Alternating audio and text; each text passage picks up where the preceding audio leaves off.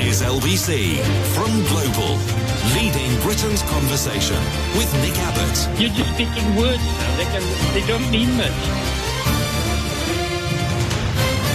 Well, let's get back to it. Christmas Day and Boxing Day are set to be exceptionally mild for the time of year, with temperatures 10 degrees centigrade above average in some areas.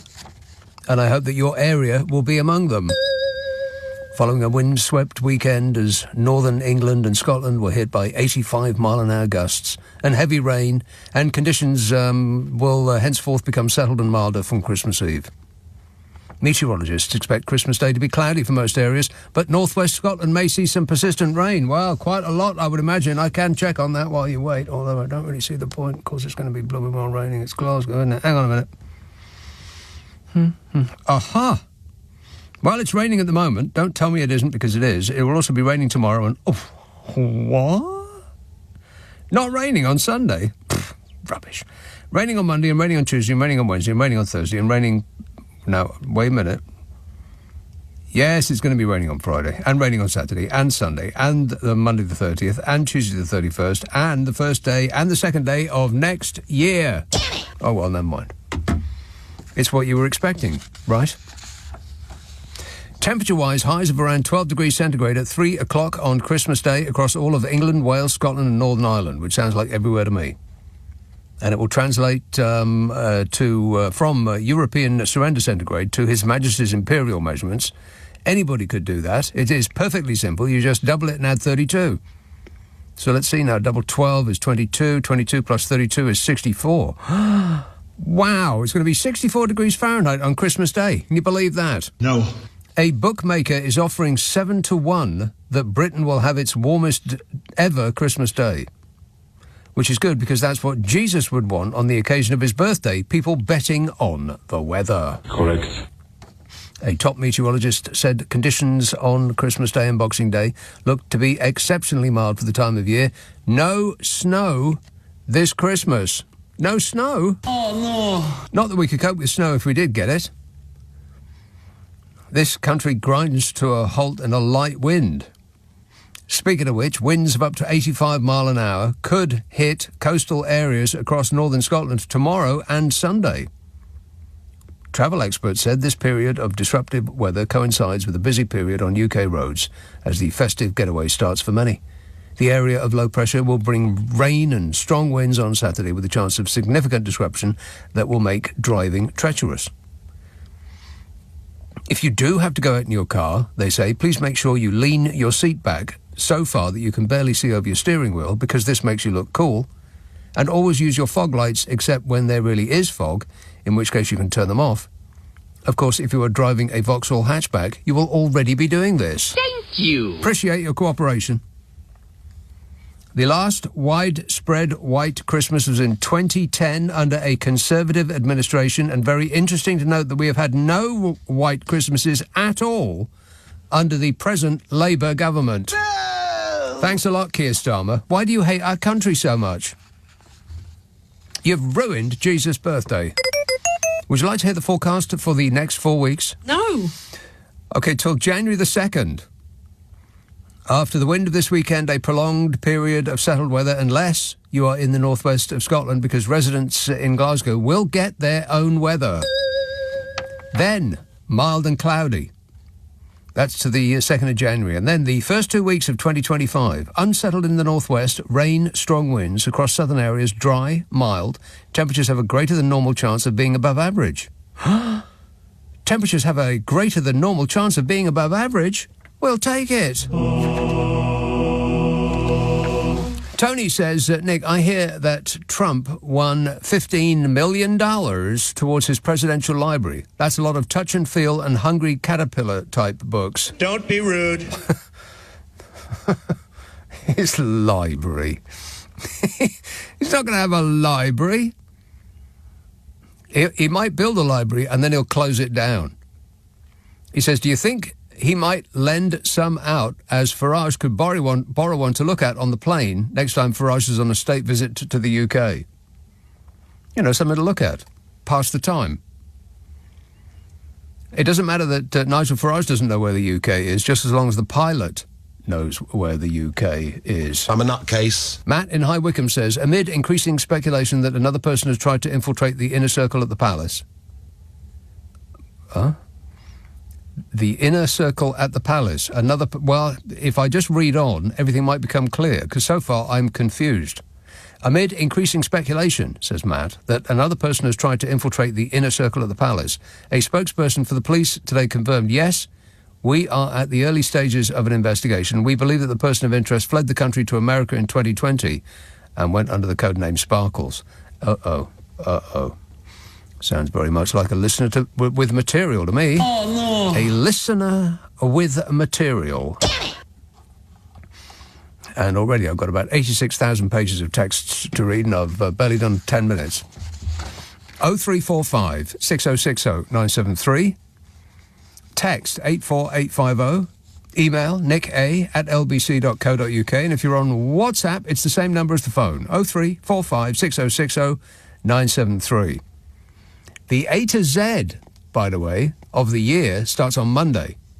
That is, I know people lose track of what day it is this time of the year, but today is Friday. And so it's about 3 or 4 days from now, something like that, approximately, to the nearest 10. It's on Monday, starts on Monday, and then goes through to the following Sunday. The A to Z of 2024, 10 p.m. on Monday. And it starts a day early, finishes 2 days early. Slightly different this year. Scientists at NASA have warned that on Christmas Eve, a massive asteroid the size of a 10-story building will smash into Earth at 14,743,000 miles. What? 14,743 miles. Not what I just said. In fact, everything that I just said is wrong. It should have read that on Christmas Eve, a massive asteroid the size of a 10-story building will skim past Earth at 14,743 miles per hour. According to NASA, asteroid 2024 XN1 should pass by harmlessly at a distance of 4.48 million miles from Earth. But if it was going to smash into us, they probably wouldn't tell us, would they? I mean, what would we do with that information? If they told us that a giant asteroid the size of a 10-story building was going to smash into Earth at 14,743 miles an hour, what would we do with that information? Emergency, everybody to get from street. Emergency, everybody to get from street. Yeah, they'd tell us to be calm, and then we go on a looting spree you could see from space. And while 4.48 million miles might seem a long way away, this will be a near miss by astronomical standards. An astronomer at the Royal Greenwich Observatory called Jess said, it will be very far away, around 18 times further away from the Earth than the Moon. And so with this predicted path, it will not come close enough to hit the Earth. But as he is merely an expert in possession of facts, no one was remotely interested in anything he had to say. Correct. If asteroid 2024 XN1 were to hit Earth, scientists estimate it would impact with a force equivalent to 10 million tons of TNT and flatten an area of 700 square miles, which would be okay if it was somewhere desolate like Essex, for instance, but would be tragic if it hit somewhere more important like Yorkshire. And for how long have the experts known that this thing is hurtling at us? Well, they've known for 8 days. What? 8 days. They spotted it on December the 12th. I mean, that's not very reassuring, is it? Aren't they supposed to be scanning space for this stuff so that they can deflect them if they're on a course to hit somewhere important, not Essex? I mean, just 8 days' notice is barely enough for Americans to start shooting at it. They'll need time to go out and buy more bullets, having used up their stocks trying to blast alien drones out of the sky. And in case they got their calculations wrong, and we are in for a bumpy ride, you might want to look up at 3 a.m. in the morning on Christmas Eve. I mean, if it did hit, the consequences of potential impact would be devastating. The Tunguska event in Russia in 1908 involved an asteroid which was about the same size as this one that is hurtling towards us. It exploded above the ground and knocked down 80 million trees. 80 million trees. But that's not all. Because on Christmas Day itself, an even larger asteroid will zip by even closer. Based on its brightness, scientists estimate that this space rock could be 70 metres in diameter, making it a potential city killer. Which is fine as long as it falls on a city we don't really need, like Nottingham. I mean, who would miss that? But don't worry about any of this, because the government has assured us that we are all completely safe. 0345 6060 973, text 84850. Email nicka@lbc.co.uk. If you are on WhatsApp, it's the same number as the phone. This is LBC with Nick Abbott. Call 0345 6060 973. Text 84850. Alexa, send a comment to LBC. Oh, no, that's way too early. Can I have an outside line, please? That's what I was going for. Can I have an outside line, please? Not. Come on, we're running late. Because we're not. Not yet. But I would like an outside line. Can I have an outside line, please? Thanks, Carol. Oh, right, yeah. That was Carol McGiffin, with whom I do a podcast, by the way. We have done our 299th podcast. 299, Carol. Can you believe that? No. Yeah, no, me neither. That one's going to be out on Monday, and then we're going to take a short break over Christmas and the New Year, and then we're going to come back with our 300th episode on the 6th of January. I am shocked and stunned that we've made it this far. I mean, that's a fairly substantial achievement, I think. 300 without killing each other. Aided by the fact that we are seldom in the same country, never mind about the same studio. But, you know, that helps. It's a problem-solving podcast, and if you would like us to solve your problem or issue or conundrum or just something that you always wondered, why is that? Then send it to this address, nickandcarol@global.com, nickandcarol@global.com, and prepare to be totally satisfied. Oh, right, yeah. Ask for it by name on an internet near you. What's your problem with Nick and Carol? And in the most recent one, she talks briefly about she was in the in one of the most famous disasters that's ever happened. Do you remember this tsunami in Thailand? I think it's coming up for the 20th anniversary of the massive tsunami in Thailand that was caused by this huge underwater earthquake. And she was right there on the beach. I mean, she has some story to tell. And so it's not normally the content of what we do, because it's usually just played for laughs. But she does talk about that a bit on the one that's coming out on Monday. But all of them are still available on a worldwide wait near you. What's your problem with Nick and Carol? Darrell in Hope says, I think it's perfectly reasonable to charge us more for our water. I mean, it's not like it just falls out of the sky. I just can't believe the nerve of these people. The chief executive, I mean, I'm not going to just pick on one unreasonably, but she just happens to have been in the news today. It seems to me that all the water companies are the bloomin' same. But the chief executive of Yorkshire Water defended plans to increase bills by 41%. This is after she took home a 6-figure bonus. What? Yeah. £371,000 bonus on top of her salary of £657,000. For what, exactly? Average water rates in Yorkshire will rise to £607 a year in the next 5 years. That is an increase of £177.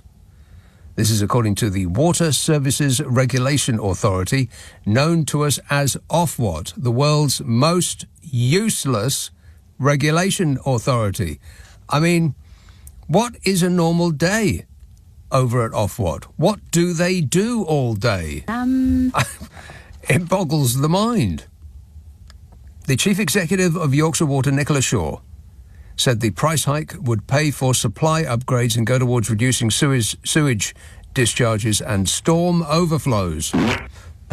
Or in other words, the exact same things they were supposed to have been doing the moment the Tories gifted the selling of life's most vital resource as a monopoly to companies that were solely interested in making money. I mean, people keep saying that the water companies have failed. No, they haven't. They've been incredibly successful in achieving their number one priority, making a ton of money out of being the sole provider of life's most essential product. I mean, how could you lose? And they've done it under the blind eye of the regulator, which has been as useful a watchdog as one of those ceramic spaniels that your granny had either side of the fireplace. The cartoon character Snoopy would have done a better job as a watchdog. The chief executive of Yorkshire Water, Nicola Shaw, defended a decision to accept a £371,000 bonus, saying she had met various targets and that the money came from shareholders, not customers. I mean, where do you think the shareholders get their money from? Customers. Us poor dopes who pay for it all, you know. The little people. But it ain't like you think. It ain't leprechauns, don't you see? It's little men from Mars or somewhere. And it ain't a toadstool they're under. It's a spaceship. She says, my shareholders are paying for that bonus and want to make sure that I am incentivised to keep turning the business around and to make sure these investments work for Yorkshire, she said. And do you know who those lucky shareholders are that have a monopoly licence to provide something we'll all die without? Singapore's sovereign wealth fund. And Hong Kong investment firms. And, of course, the Australians, because that makes sense. The nearest owners are on the other side of the planet. There's a lot of water between them and us.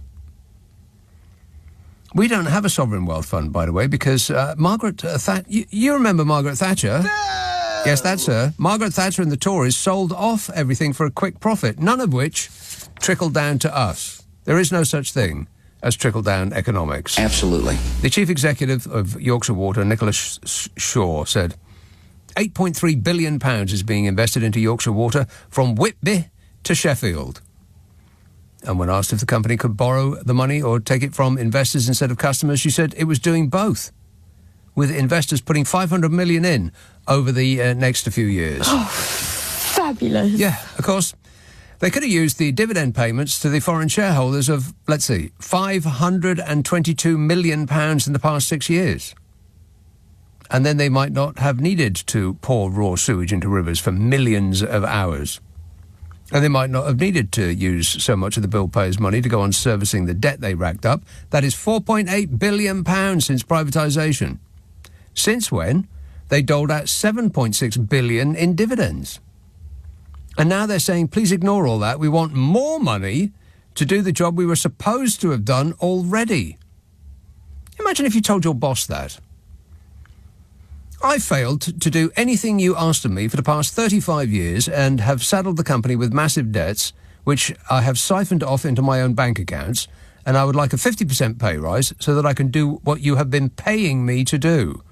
You'd get fired from a cannon. Are you beginning to feel like you've been had yet?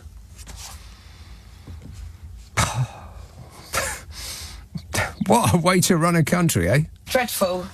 0345 6060 973.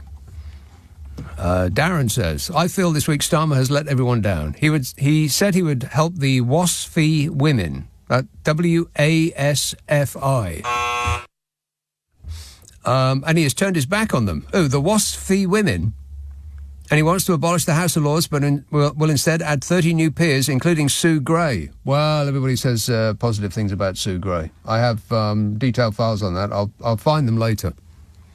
So many people pouring so much praise over Sue Gray, showering her with praise. They were hosing her down with praise. Yeah, Sue Gray's in there, but so is Therese Coffey. Therese Coffey has been ennobled. What for? For what precisely has she been ennobled? Tell me that. I double dare you. Tex says, hi Nick, at this time of year, we always think of the homeless, but at least this year they won't be troubled by Rishi Sunak asking them if they're in, if they're in business. Yeah, whatever happened to Rishi Sunak? We're missing him, no? No. Not yet. No, not yet. No. What have you been doing lately, Fishy? No, I don't recall. He can't recall. One of the many things that he doesn't have any memory of whatsoever. Where's Rishi? Somebody should send out a search party. This text says, I heard you're working a lot next week. Usually when you work more than 3 times a week, you end up phoning in sick with a voice like you've been chewing asbestos for a month. Can you confirm that you are fit and well? Yeah, over the past week I have not been going out in order to avoid the lurgy, which seems to be here, there and everywhere, baby. Everyone's got a cold or the flu and they're complaining and whinging. Stop whining. Yeah, stop whining, people. What doesn't kill you makes you stronger. Unless it doesn't, in which case, please ignore everything that I just said. Yeah, no, I've been in virtual solitude, solitary confinement, I've been, over the past week or so, not wanting to get it just before I have to speak for 10 days in a row. The A to Z starting on Monday. I'm going to remind you about that a lot. Very much looking forward to that. Can't wait. Joel in Malvern says, Hey, Nick, have you travelled on the Victoria line recently? No, for the above reasons. Hang on. I seem to have a little frog in my throat anyway, but you know me, I never complain. Whinging and whining and moaning. No, I have not been travelling on the Victoria line or any other line. I have been avoiding contact with people for the very good reason that, you know, people. Disgusting. Ugh. Anyway, there must be a point, so let's find out when I read on. Joel in Malvern says, Hey, Nick, have you travelled on the Victoria line recently? Every time they open the train doors, they play the opening score to It's a Mad, Mad, Mad, Mad World. Every time, every station, check it out, puts a smile on my face every time. Well, why would they do that? The Victoria line, every time they open the train doors, plays the opening score to It's a Mad, Mad, Mad, Mad World. Every time, every station. Well, that would drive you mad, wouldn't it? I mean, if you were on a long trip on the Victoria line, from one end to the other, you'd be pulling your hair out by the end of it. You'd just hop on another train to anywhere else. Is that legal? Are you sure, Joel? Maybe this person knows. It's Nuttleworth. Jane. Where's Nuttleworth, Jane? Nick, hello, darling. Jane, where's Nuttleworth? It's Lutterworth. It's where? Lutter. L. Mm-hmm. L? Lutterworth. L... U-T-T-E-R Worth. You gave up halfway through and thought, oh, to hell with it. Worth. Yeah. Good plan. Anyway, I'm so pleased to be able to speak to you, Nick. Oh. I've never called your show before. Welcome along. And I listen every Friday, Saturday and Sunday night. Thanks, Jane. Okay, right. You talked about the weather over Christmas. Yeah. Okay. Windy, wet, storms. Yeah. Okay, so I'd like to say something.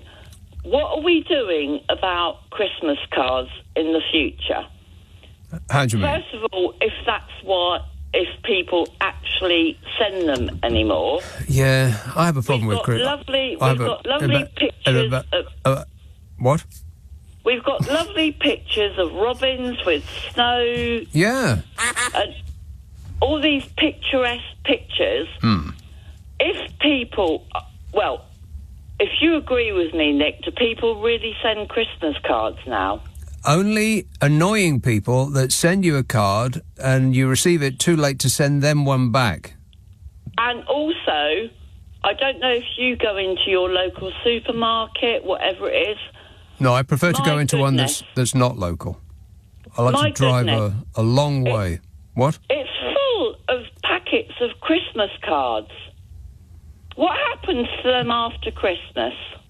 I think that whole Christmas card thing is going to die out. The only people that send Christmas cards anymore are old people.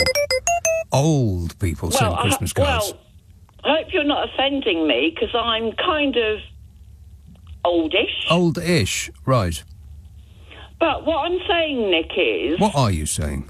Jane? I wanted to make a joke. Oh no. But if people are still wanting to send Christmas cards... Is this the joke? Well, it's my joke. Okay, you wrote this joke. Should we have a Christmas card that's got a tornado on it with a tree blown on the floor, crushing a robin or something? Well, it's not very festive, but it would be more appropriate to the kind of weather that we are experiencing at Christmas these days. Yeah. Exactly, that's what I wanted to say to you, Nick, and I thought you'd like the sarcasm. It sounds like you said it with a great success, Jane, and I appreciate it. Thank you. Yeah, Christmas cards. I just don't think they're going to be a thing for very much longer. They're just a pain in the neck, aren't they? I mean, it's nice to receive them, but you do feel obliged to send one back. And usually you receive them when it's too late to send one back. And even if it wasn't too late, you sort of just don't want to. Because it's such a faff, because you haven't got any stamps, so you've got to go and queue in the post office. Oh, no. The worst shop in the high street. And everybody in front of you is returning about 63,000 different items of clothing that they tried on, took a picture of themselves in, and now they want to send back for a full refund. And they've carefully packaged them up in a rubbish sack, which they have secured with sellotape. Morons. We're surrounded by morons.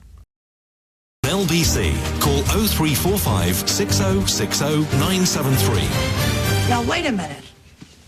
I don't like that kind of talk. Now, just stop it. It upsets me. Jan says Therese Coffey is nominated to go to the House of Lords along with 37 others. Can you believe it? How many more can they get in before the place bursts at the seams? Yeah, I don't know. Well, they don't show up, do they? I mean, you every now and again you'll see on the TV them hyperventilating about something or other. And it's usually that nice lady out of the Greens who is, correcting people. And there's no one there. It must be a little bit dispiriting to stand up on your feet and, do a 5-minute speech that you've spent the previous day writing and honing to perfection, and absolutely no one is there to listen to you do it. And the only people that are actually present physically aren't present mentally. They're asleep. That's because they may be in the building because they got to pop their head around the corner to say, I'm here, in order to get their stipend, which I believe is something of the order of, $350 a day, tax-free. I mean, it's about the rate of £130,000 a year for not doing anything, for showing up and getting a subsidised meal and beverage. Of the highest quality, by the way. They're not just a sandwich and a coffee. We're talking about 5-star Michelin-style meals with all the napery and fawning waiters that are required for such a thing. That's what they do in there. Collect the money and then have lunch on us.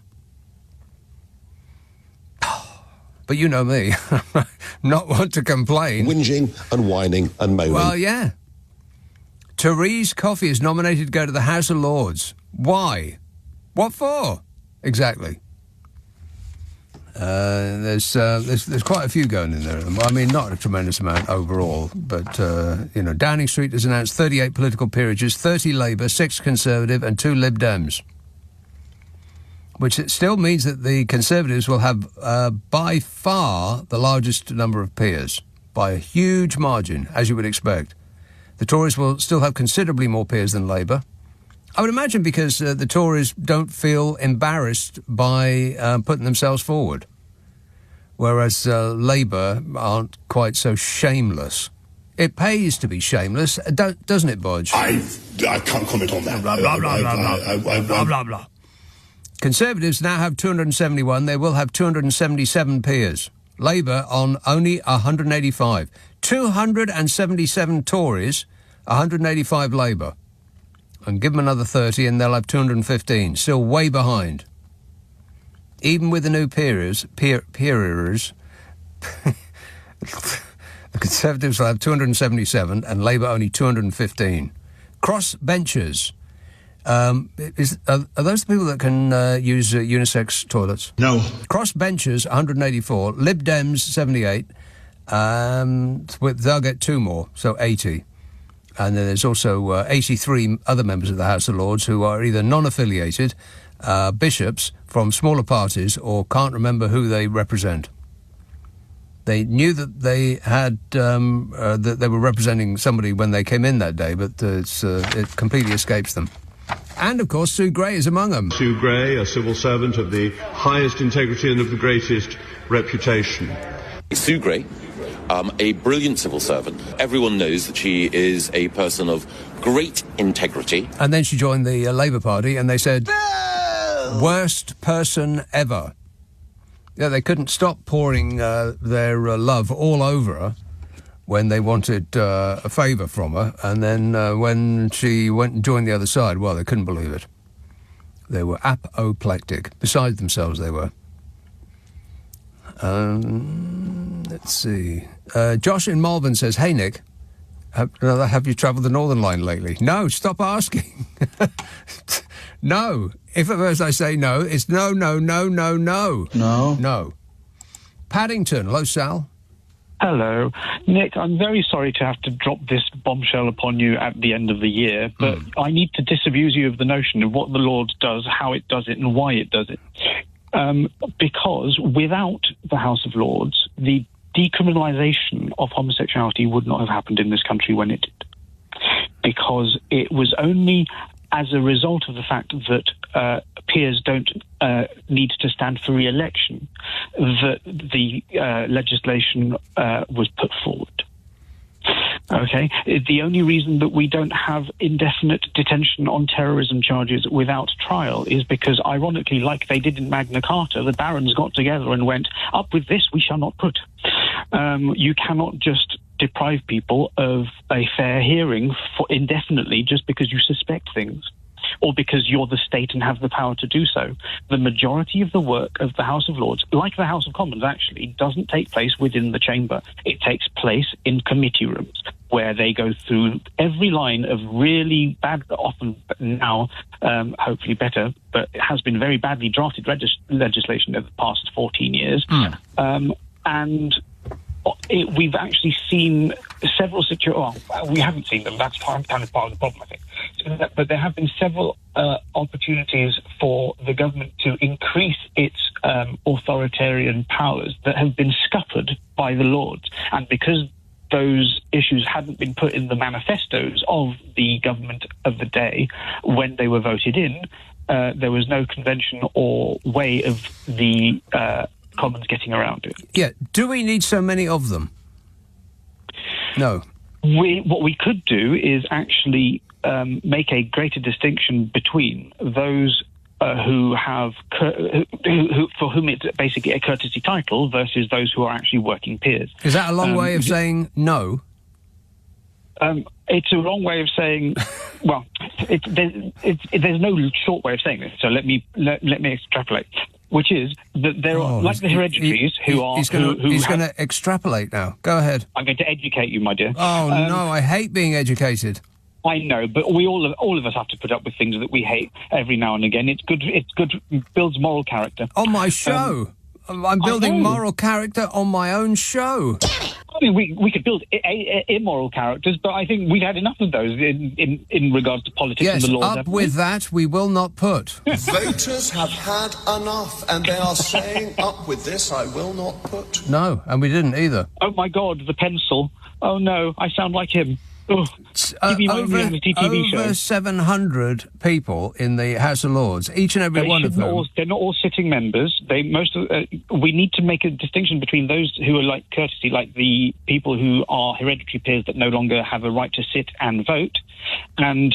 But do they have a right? Do they have a right to sit and take 300 odd quid a day tax free? And then avail themselves of the subsidised facilities in the Palace of Westminster.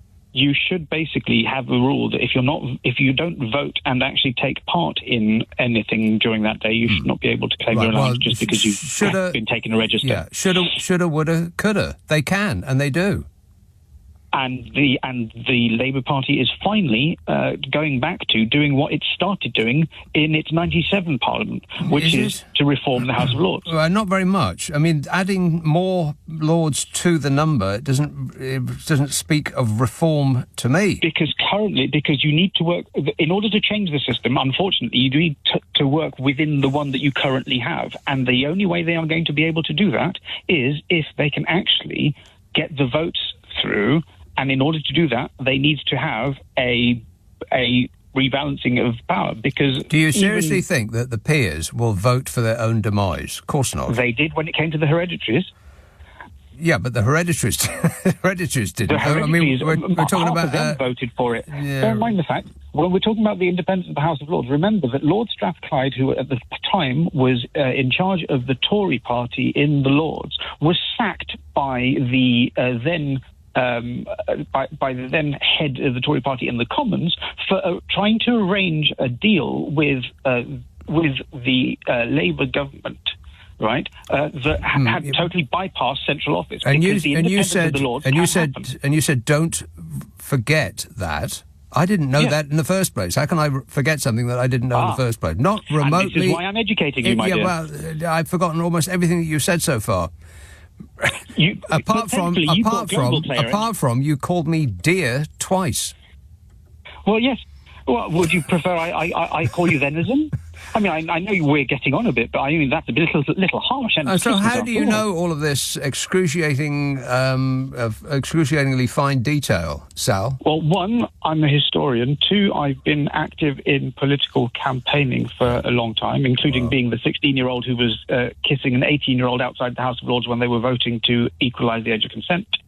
And yeah, I've been involved in politics and campaigning. Well, you've been involved in history long enough to know that nobody ever learns anything from history, apart from that nobody ever learns anything from history, right? Well, apart from those of us who stand on little soapboxes and say, look, yell into the ether in Hyde Park. My nickname should be Cassandra of Troy. When no one is listening. But I appreciate the effort. Thanks a lot, Sal. Trying to educate me to believe that. No. If I wanted to be educated, I'd open a book. This text says, if an asteroid was going to smash into Earth, the current advice is to get in the bath and put a mattress over the top and you'll be absolutely fine. Well, that sounds like good advice.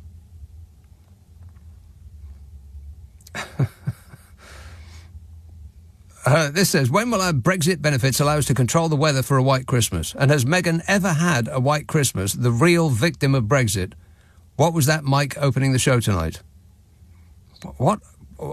I mean, there's a lot of words. I'm sure that they mean something in perhaps a different order, but in that order, not so much. 0345 6060 973, Friday, Saturday, Sunday, and then next week, Monday, Tuesday, Wednesday, Thursday, Friday, Saturday, Sunday, at 10, Nick Abbot, LBC. Nick Abbot on LBC. Call 0345 6060 973. Right, whatever. This text says, will you and Carol McGiffin still be releasing What Is Your Problem with Nick and Carol on Monday and Friday, as well as the A to Z? Yes and no. In other words... Yeah. No. Yeah, yes and no, in that order. Yes, we will be releasing it on Monday. There's one that went out today, and there will be one on Monday, and that is the 299th episode, and then we will be back on the 6th of January, which I believe is a Monday, with episode 300, for which we can't think of anything to do. I mean, we'd like to make it special, celebrate the 300th episode, but we can't think of anything to do that would make it special. I mean, if you're on TV, you can do all sorts of things. You can, bring on special guests and you can have a dance number and, all sorts of things. You can throw your hands in the air like you just don't care. But on the radio or on a podcast, when you're just doing sound, it's like, what do you do? And people have asked us to do different things like, why don't you get drunk together? Booze. They said. But I don't think that really would work because we'd just be fighting against the alcohol. So what would be the point? That would be just a waste of a good bottle of wine. other than that, I'm coming up without any ideas. And so's she, to be fair. She has thrown the question out to see if people can think of something for us to do, but we really got no clue. Which is, we'll just do our normal thing, and it'll be, it'll be amusing enough. Because she's a funny lady. Malvern, hello, Judy. Hello. Judy. Gosh, fancy listening to you tonight. It's incredible. My favourite Christmas card I received ever was from a lovely girl who was actually a graphic designer. And it was a picture of an upturned reindeer roped onto a stick over a fire. And she'd written, "Reindeer roasting on an open fire." Oh. And I thought... Poor reindeer. I know it's not really very politically correct, but I can't tell you how much I laughed at that. Reindeer roasting on an open fire. Sing! No, stop and singing. And all those things. Yeah, I thought you'd like that. I actually still have great fond memories. The other thing about it is, there are just two things, okay? Two things, I promise. Mm-hmm. Second thing, my mother would look at and sort of give marks to all the Christmas cards that arrived, which were many in those days, and any that she considered came from a bumper box, in her words, were instantly delegated to the scullery. When you say bumper box, you mean one of those cheapo boxes that you can buy 10 for a pound? Or exactly. Or whatever it is these days. Shoddy. Shoddy, isn't it the thought that counts? No, it's the card that counts. It's the quality. Right. Yeah. No. I don't know. I think that Christmas cards are going to go the way of the letter. Because nobody sends a letter anymore, do they? Ever. Nobody ever sends a letter under any circumstances anymore. And I got one last year. Like I said, one per year is the absolute maximum. And I think that cards are going to go the same way because kids don't write things down on a piece of paper and then go to the post office and buy a stamp and put it on the envelope and put it in the postbox. They wouldn't know how. It's completely alien to them. It's alien. Actually, I should have said, that was to say that you are in arrears. But, nonetheless, it was a letter, which, I really appreciated. Right. But third thing, I think you're right about that, by the way. But unfortunately, I went to my book club. Okay, it was a monthly book club in the village of Uckinghall, as you know. Let's not go there again. Please don't say that again. Although I would like that town sign. I bet that town sign disappears on virtually a weekly basis and they have to replace it over and over again. It won't. The town sign, it's a road sign that's actually in Upton upon Severn. There, that's not that hard, is it? It's Minge Lane. That goes every year. Well, I would think so. Yeah, I would think so. No, it exists. Look it up on the internet and make it most certainly will not be typing that into Google, Judy. No, that's very wise. So here we are. Anyway, so this is the Ripple and Duckinghall book club dinner at the local pub. Oh yeah. The Railway Inn. I'm not, giving it anything. It already has plenty of people going there, so right. I'm not giving it a push. And I knew people would come out with Christmas cards, which I agree with you is really pointless. And actually, on top of that, there have been quite a few new members. And out of the 12 people there, I forget names. I'm really bad at names. Yeah, me too. I know yours now, but it's taken me a while. Well, I know mine now. Good.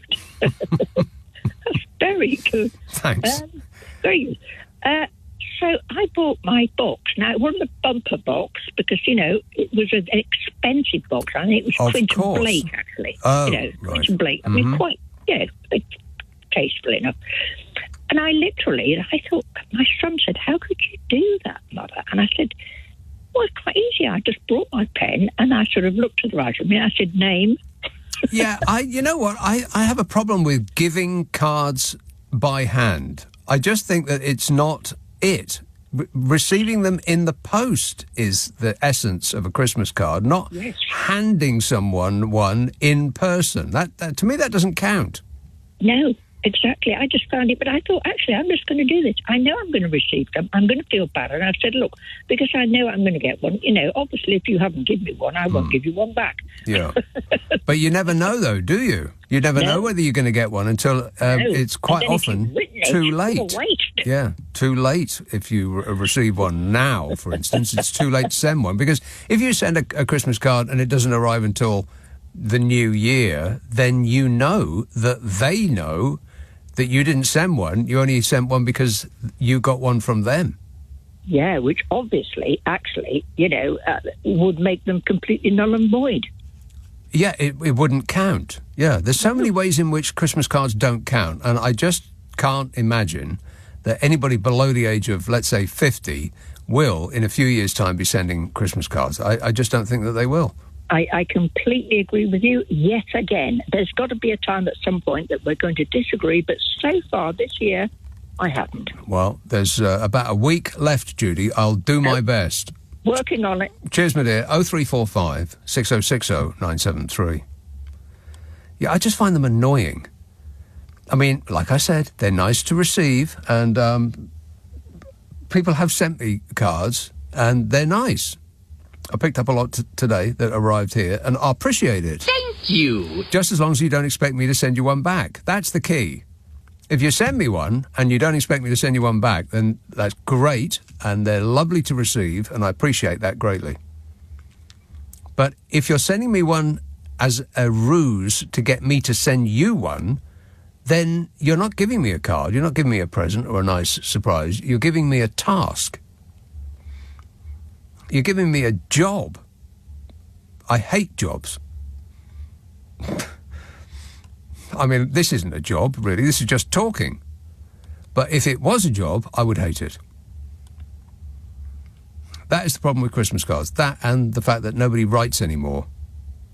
I've been using a pen. This is going to seem weird, but on Sunday I scribbled down all of the questions that I come in and do interviews with on my normal show, which means I've been using a pen to scribble out, A4 sized, on an A4 piece of paper. I've been filling it up with questions, and at first my hand hurt because I realised that I hadn't been writing for so long. I've been typing and not using a pen at all. And it did feel as though I was giving myself repetitive strain injury. Not that I'm complaining about it. Stop whining. Repetitive strain injury. And then it got... and then I suppose the muscle memory came back, and now I can write without injuring myself, without, having a hurty. But kids don't do that, do they? They don't write anything. They communicate, if at all, with words by bashing their thumbs against the phone screen. And usually they can't even be bothered to do that. They communicate by emojis, little cartoon characters.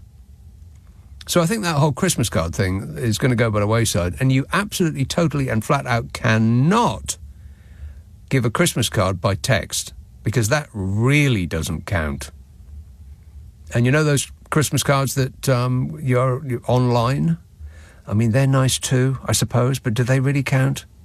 Where you click on a link and it takes you to, well, it could be anything at all, really, couldn't it? It could be a Russian bot farm that squirts a virus up your computer. It could be anything. You've got no idea. So that just inserts an element of terror into Christmas. And who wants that?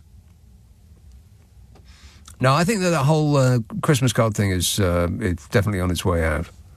As, by the way, will be the shops who sell Christmas cards. Because all those card shops, how are they still even a thing?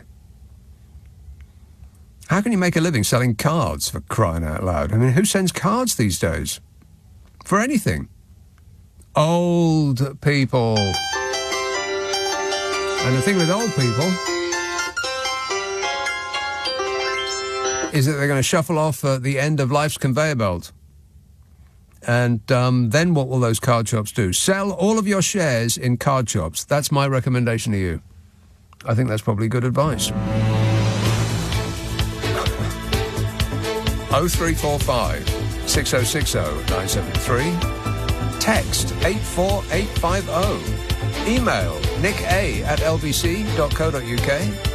If you're on WhatsApp, it's the same number as the phone, 0345 6060 973.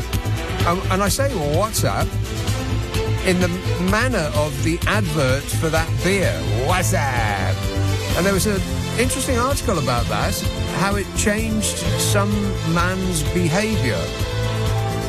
So I might get into that in a minute. Ads that have changed your life. 0345 6060 973. Friday, Saturday, Sunday night at 10. Nick Abbott, LBC. On your radio, on Global Player, and Play LBC. leading Britain's conversation. This is LBC.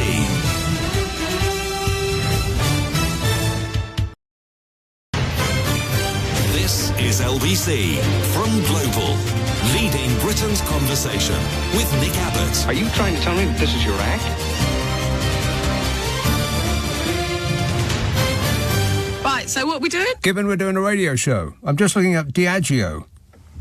Where are they from, then? 200 brands sold in 180 countries. The world's best brand builder, leading the way in premium drinks. It's a British multinational company. I can't believe it. We actually found something that's British. A British multinational alcoholic beverage company with its headquarters in London, mate. I felt sure it was going to be Spanish or... Sounds Spanish. Diageo. Does that not sound Spanish? But they're making not quite enough Guinness, apparently. There's a shortage on. Not that that affects me in any way, shape or form, because it's not a beverage that I relish. Mark in Streatham says, it's good to see His Majesty's Prison Service is addressing overcrowding by recalling Gay Delap to jail this evening. The 77-year-old retired teacher took part in a Just Stop All protest and stopped traffic. She's been recalled after being told her wrists were too small for an electronic tag. What? If only she'd chosen farming as a career, all perfectly normal in a well-run country. Yeah, what on earth is it with us putting people in jail for protesting about the things that are happening that could ruin our lives? A record number of people have taken part in protests are going to be in prison in the UK this Christmas. We seem to specialise in locking people up in this country. I mean, we actually do. I don't know whether this is factually correct or not, but I'm just going to blurt it out anyway. I think that we lock up more people per head of population in this country than any other in Western Europe. I think that that is actually correct. I think you'll find that that is right. Now, either that means that we are addicted to punishment, or we are particularly criminally inclined in this country. Pick one. Merthyr Tydfil. Hello, Jeff. Oh, Nick, how are you doing, fella? Yes, I am super. I have a person called Howard in Llandud. Hang on a minute. I have a person called Howard in Llandud, who says it would be very tragic if the asteroid were to hit the Goose and Cuckoo. I grew up about 3 miles from that lovely pub. Oh, Howard. Oh, good old boy he is. Listen, it's looking back time. Isn't it? Yes, it is. Yes, it is. Yeah. Yeah, you're on all next week. Listen now. You must just making noises now, Jeff. What? Yeah, Carwyn James. You Who? don't know that guy. Carwyn James. Who? No, Carwyn Jones actually, or something like that. He used to be the First Minister of Wales. Oh, yeah. All right. Now, do you remember this year?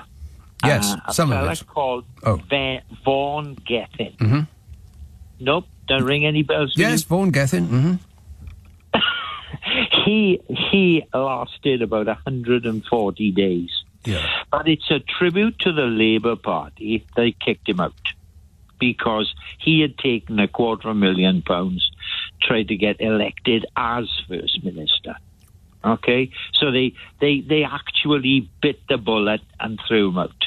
Okay. Right. Well, the ins and outs of Welsh politics is strange to me, so I don't really know what you are talking about. He took $250,000. Well, you keep saying that. Where is the evidence that he did that? Well, he admitted to it. Oh, right. He said he did. So there's that. Okay, if you say so. It is from a convicted polluter. Who had put in an application the same day as he got elected for planning permission for a solar farm on the Gwent levels. Right. Well, I wish you weren't being so specific, because I really don't know anything about this. So Okay. Can you go any further without being even more specific? No. Well, the whole point being, and I predicted that he would be elected to the House of Lords. Right. As a reward Yeah. for good corruption, as they all are. The thing is, he wasn't. He isn't. Carwyn Jones has been now appointed as you don't even know him, do you? You've never heard of him. No, neither am I remotely interested. But please do go on. Mr. Gedding became the first Minister of Wales on the 20th of March 2024. The campaign itself was marred by controversy over his acceptance of a £200,000 donation from a firm owned by a man previously convicted of environmental offences. What? You believe that? Yeah, I just told you. There's no evidence that you just told me that. I just looked that up myself. I'm doing my own research. You're actually doing homework. Yeah, that's right. But at least I'm not at home while I'm doing it, because otherwise that'd be awful. Anyway, Imagine that. got it wrong. Yes. I got it wrong. Got it wrong. I got it wrong. I said he'd be elected, but it wasn't. It was another guy who'd been previously First Minister that you never heard of and of no interest to anybody else. We'll never hear of him again. And the thing is that these little vignettes that happened this year in Wales are of great interest to us, but of not to you. Vignettes, that's Welsh for small scenes, isn't it? Yeah, and I have to admire your attempt at a double L. Are you kidding me? It was as though a Welsh person had entered the room and had briefly taken over.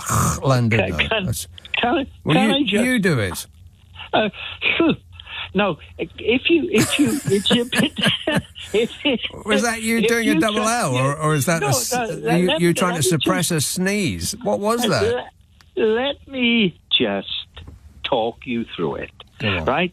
Just put your tongue just behind your two front teeth, if you still got them, right?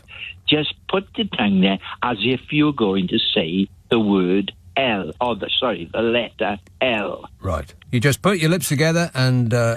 And you blow. Yeah. Well, if you just put your tongue just behind on your gun, just above your front two teeth, and as if you were saying L, because if you think about the L, your tip of your tongue goes against it.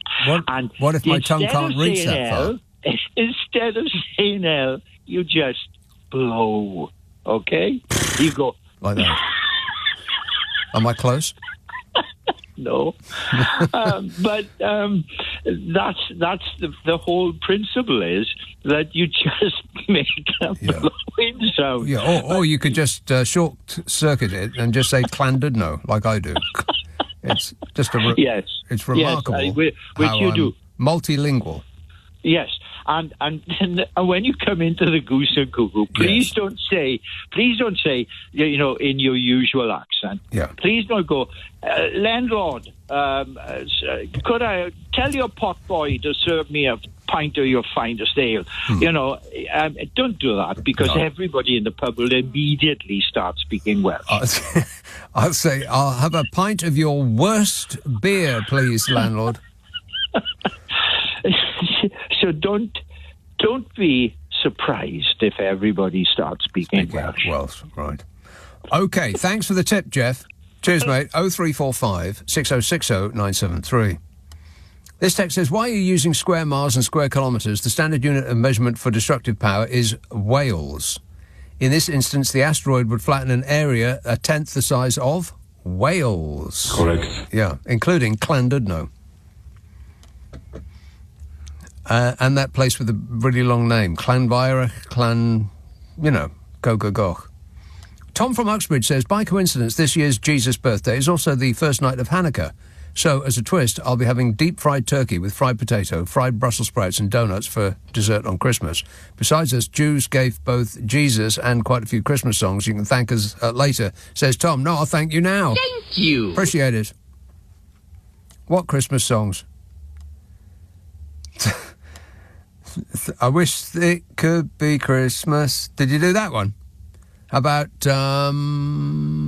Oh Little Lamb. That's my favourite. That's my favourite traditional song. And I will tweet this on Christmas Day, that the best Christmas song of all time is, without question and exception, Elvis, the Blues Jam, 6-minute long blues track.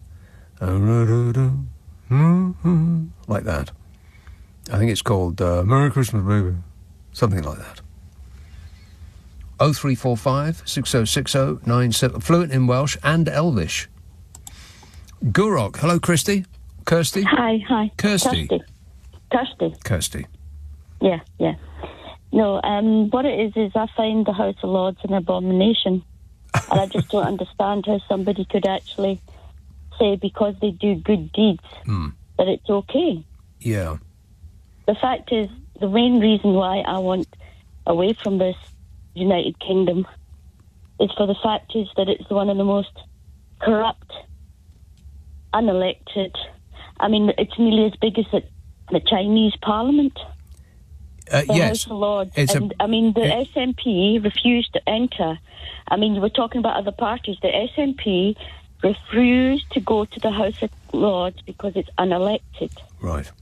And I mean, the Scottish government have done a lot more liberal things. The guy earlier on, I can't remember what his name was. He said he was a historian or whatever. Yeah. Mm-hmm. He turned round and said that because of the House of Lords, that's why the gays got married and all that. Yeah. The Scottish got rid of gay marriage before, nothing to do with the House of Lords, to do with our Parliament. You can I've got nothing wrong with a second chamber, but I want an elected second chamber. Yes, exactly. I don't want, I mean, the fact is that Britain is the most archaic system, and like, you guys in England are even worse off in the fact of your water. Yes.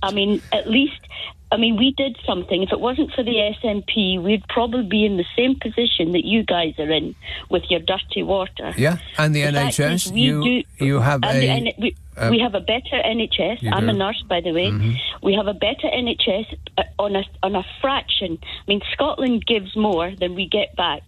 Just imagine what we would have been able to do with all the money that we contribute. If you had kept all the money from the oil that is just off the shore of Scotland, then you'd be. We would be Norway at the time. Exactly right. We'd be the richest. We would be richer than Norway. Then they have the audacity to turn around and say we're too poor. The fact is, an insult. It's actually a disgrace. And then what really gets my goat up is that Labour have come in. The whole reason the party started was to actually abolish the House of Lords. It was to abolish the inequalities of Britain. Britain must be one of the most unequal countries in the world, and it's getting worse. Yes. It's not getting any better. You are completely correct in every respect, Kirsty, and if Scotland had kept this all, then all of everybody north of the border would be like Norwegians, up to their eyeballs in money they are.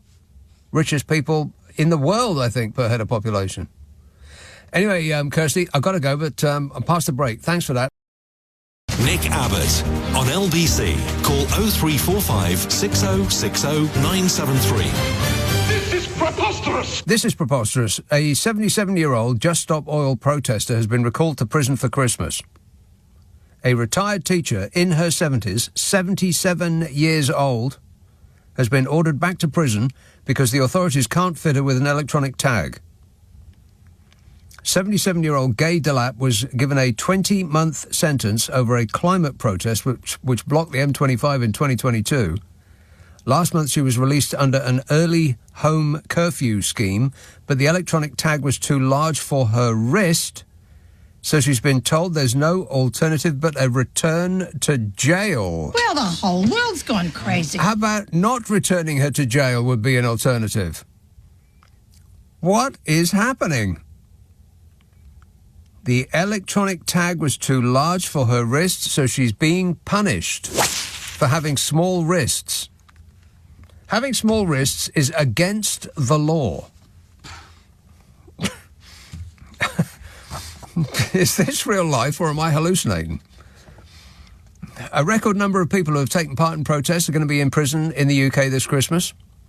40 people, well, 41 now, aged from 22 to 77, will be behind bars on Christmas Day for planning or taking part in a variety of protests relating to the climate crisis or the war in Gaza. Several of them are facing years in prison after courts handed down the most severe sentences on record, as in ever, for direct action protests. Because warning people about climate change will get you sent to prison. Actually causing climate change by making billions of pounds of profits from the selling of fossil fuels and burying the evidence that it is ruining our planet will get you sent to the House of Lords, not prison. Jodie Beck, a policy and campaigns officer at the civil rights group Liberty, said... She said the number of protesters in prison and the severity of their sentences was a damning reflection of the state of democracy in this country. Like that nice lady said just now. We should all be able to stand up for what we believe in without fear of lengthy prison sentences, she said. It makes absolutely no sense at all that while jails are full to bursting, they are stuffed like a Christmas turkey. 19 people are in prison, 10 of them on remand after taking part in climate protests with the campaign group Just Stop Oil. They range from 5 people who received multi-year sentences after being found guilty of conspiring to cause gridlock on the M25. Conspiring to cause gridlock. I mean, anyone who veers between lanes on the M25 causes gridlock, and the worst they'll get is some tutting under the breath of the thousands of drivers who are caught up in tailbacks. But conspiring to cause gridlock is punishable by 5 years in prison. And presumably they'll lose their jobs, and so will lose their homes, and their relationships will break down, and the rest of their lives will be ruined because the state is petrified that the oil and gas companies will lose a penny in profits. There's a film called Don't Look Up. I watched it again just the other day, in which, spoiler alert, warning, conspiracy nuts think that a planet-ending catastrophe won't happen if you don't look at it. Tell me we're not living in that film. I mean, do the executives who are making millions of pounds from getting governments to ignore the scientists think that they won't be affected by climate breakdown? Do the executives of the fossil fuel companies imagine that their money will protect them? Hey, wake up, sheeple. It's later than you think. And I imagine that the money flowing all over them is just so intoxicating that they can't imagine doing anything to make that dry up. Nothing to see here while the world is on fire right behind them. And what's happened to make this country go bananas on this? Our leaders go on about free speech, but they aren't interested in any speech that's not been sanctioned. Anyone calling the alarm is blamed for waking us up. And the UN rapporteur on environmental defenders described the situation in the UK as terrifying.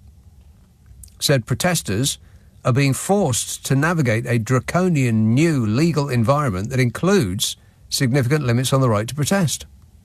In this country. I mean, I can understand that that would be the case under the party that is funded by the people that are ruining the planet in the long term for their own short-term ends, but Labour is supposed to be not that party. And earlier this month, a report found that the UK is a world leader when it comes to jailing environmental protesters, with police arresting people at nearly 3 times the global average rate. Well, it's nice to know we're still number 1 at something. And leading barrister Michael Mansford said that as more people became aware of the violent global threats to our very existence, namely climate crisis and war, It's hardly surprising that there are increasing numbers trapped by these forces, compelled to make their presence and their objections felt as loudly and urgently as possible. And it seems like when people are compelled to make their objections felt at the catastrophe that is unfolding around us, then the people who are causing it will object very strongly that their business model is being questioned, and they will react with great fury at the thought of losing a few pounds, and their voices are louder than ours. They've got the money, honey. And prison is an appropriate place for those protesters who are aiming to save our existence, apparently. But if you're a rich landowner and you assemble in huge convoys, in tractors, to bring the centre of our capital city to a standstill because the thought of paying even half the tax that the rest of us do, well, that's just fine with the authorities. You carry on. What a way to run a country, eh? Dreadful. I can't believe it. 0345 6060 973. Let's have a call in High Wycombe. Hello, Matt. Hiya. Matt. How you doing, Nick? Good, thanks. Yes, you've been rightly lambasting the water companies. I know you enjoy bashing them, rightly so. I watched a Panorama investigation a couple of weeks ago, and I just wanted to kind of run through it with you. Unbelievable as it is, this is all their own published financial statements, and no one is suggesting any criminality. This is all totally legal. Okay. So, yeah, well, I thought I'd get that out there at the start before I get a letter through the door, you know. So Severn Trent Water, yeah? They set up a company in 2017 called Trimpley. A Trimpley only exists on paper, registered at Company's House. It's got no staff, no money, no assets, no buildings, nothing, yeah? You then move to a company owned by Severn Trent called Draco. Yeah, now Draco... what, the character out of Harry Potter? Draco? Dracot. Sorry, I'm probably pronouncing that wrong. So Dracot then buys Trimpley and invests $3 billion. Yeah, not million, billion. However, this is all very, very complicated, Matt, and it sounds, don't doubt that you have all of your ducks in a row, but I don't know anything. I didn't see Panorama, and I don't know anything about what it is that you're telling me, and on that basis, I'd prefer that you didn't. Let's just agree that they're an absolute shower, and that there doesn't appear to be any way in which they will not engage in methods of obfuscating and covering up their various evil deeds. Yeah. No worries. If you can't touch it, you can't touch it. That's fair enough. Right. Well, I would, but I've no knowledge of it, so I don't know which parts are safe to touch. Best not touch any of it, Matt. At least not without gloved hands. Tom in Uxbridge says, by coincidence, this year's Jesus birth... No, wait, I've done that one. Simon in Wrexham says, I saw the 2020 A to Z on Amazon this week and bought it as a warm-up for the 2024 A to Z.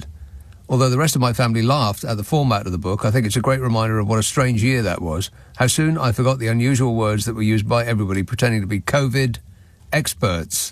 Yeah, that's right. Everybody was a virologist for a little while there.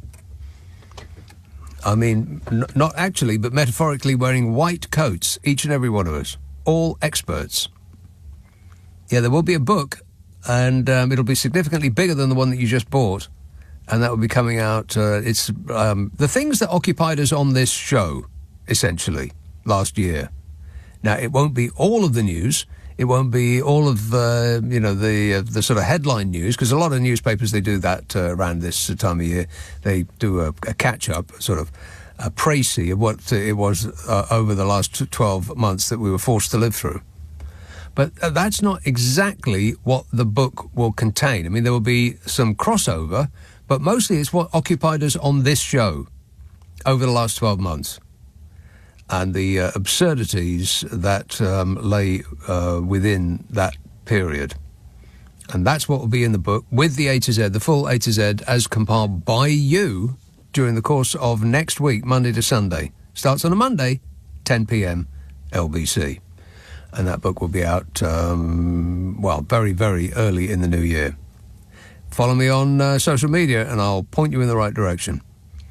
This text says, in Scotland, our water is publicly owned and don't have anywhere near the problems the people in England have. Now, I don't know whether they've written that out phonetically. N-E-W-H-A-R-E. Where? Near. N-E-E-R.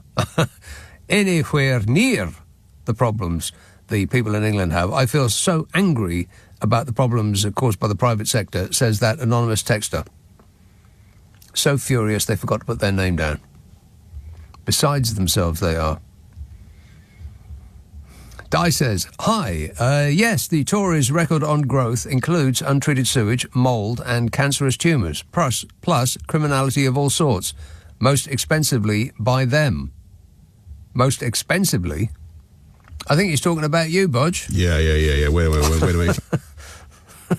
He used to be the Prime Minister of this country. Can you believe that? No. I mean, there were so many of them, weren't there? So many unbelievable Prime Ministers of this country. Absolutely. Yeah.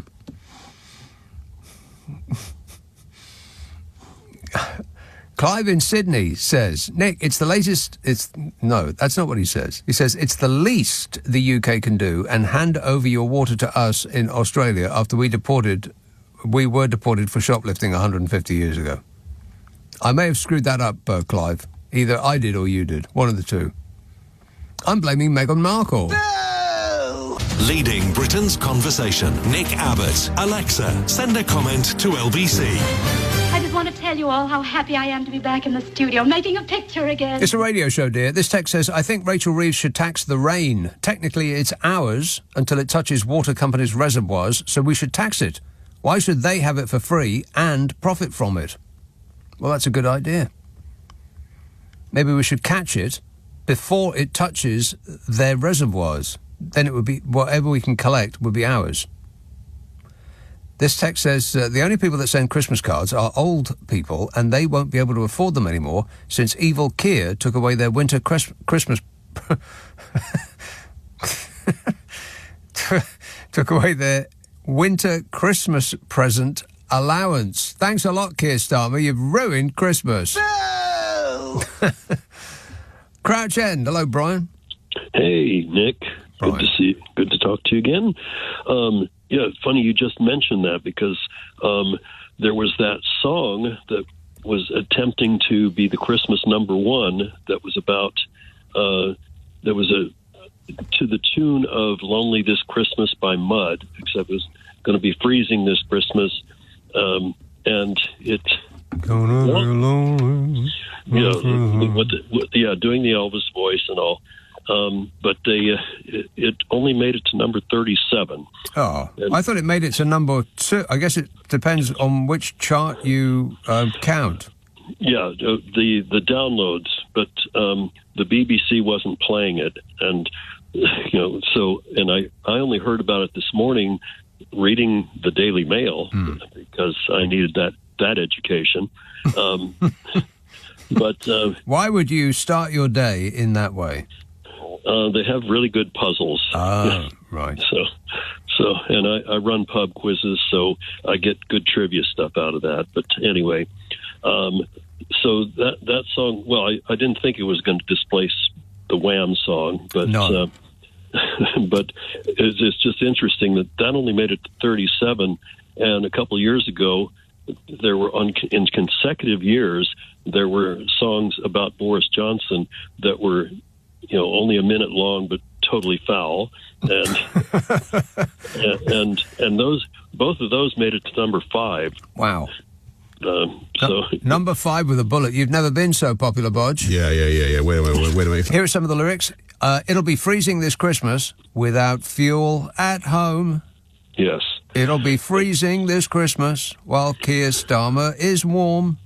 It'll be cold, so cold, without fuel at home this Christmas. This Christmas. Thank you very much, ladies and gentlemen. Yes. It was. The group's name I think is Keir Starmer and the Granny Warmers. I think is the name of the the act. Keir Starmer and the Grammy warn. The granny harmers. Actually, that's what it is. Yeah, that makes more sense. Yeah. Okay. The granny harmers. Yes. That's probably the wittiest thing about it. Yeah, maybe. Yeah. But I'm sorry to learn of their failure, because Christmas number one is a thing, or at least it used to be a thing. I think these days people don't really buy music anymore; they stream it, so it doesn't really count, does it?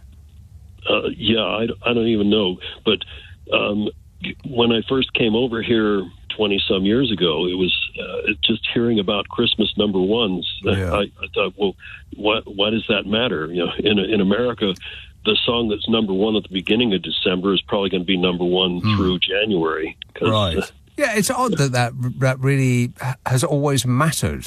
What difference does it make, Christmas number one? I mean, who cares? Yeah. Who cares? And we're being sort of whipped into a fake caring even now.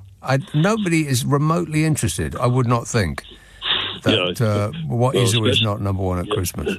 Yeah, especially after Lad Baby kind of jammed up the works there. Right. But then before that, it was X Factor that was getting it each year. Yeah, that's absolutely correct, yes. I mean, it's a long while since people were selling millions and millions of singles in order to put them up at number one. And that was Mull of Kintyre, that kind of thing, where a song would come in and spend about 6 weeks at number one, by the end of which period people were absolutely sick to death of it and they never wanted to hear it again. Yeah, well, we missed out on Mull of Kintyre. They plugged the other side, Girls' School. So, yeah, we missed out on that. Because I didn't hear it all the time in America, the first few times I heard it, I said, oh, I kind of like this. Yeah. I like this. Well, having gone back to it, because Paul McCartney's label, they released a compilation of his singles, and if you go through it, the difference in the style that man could come up with is just absolutely incredible. I can't think of anybody that wrote so many songs of such different... You're making a noise now, Brian. Oh, is that me? Sorry. I'm hoping it was you. Either that or we got a party line. Okay, well, leave it with me. Thanks for that, Brian. Cheers, mate. 0345 6060 973. Ambulances are rushing to the scene. I hope they get there in time.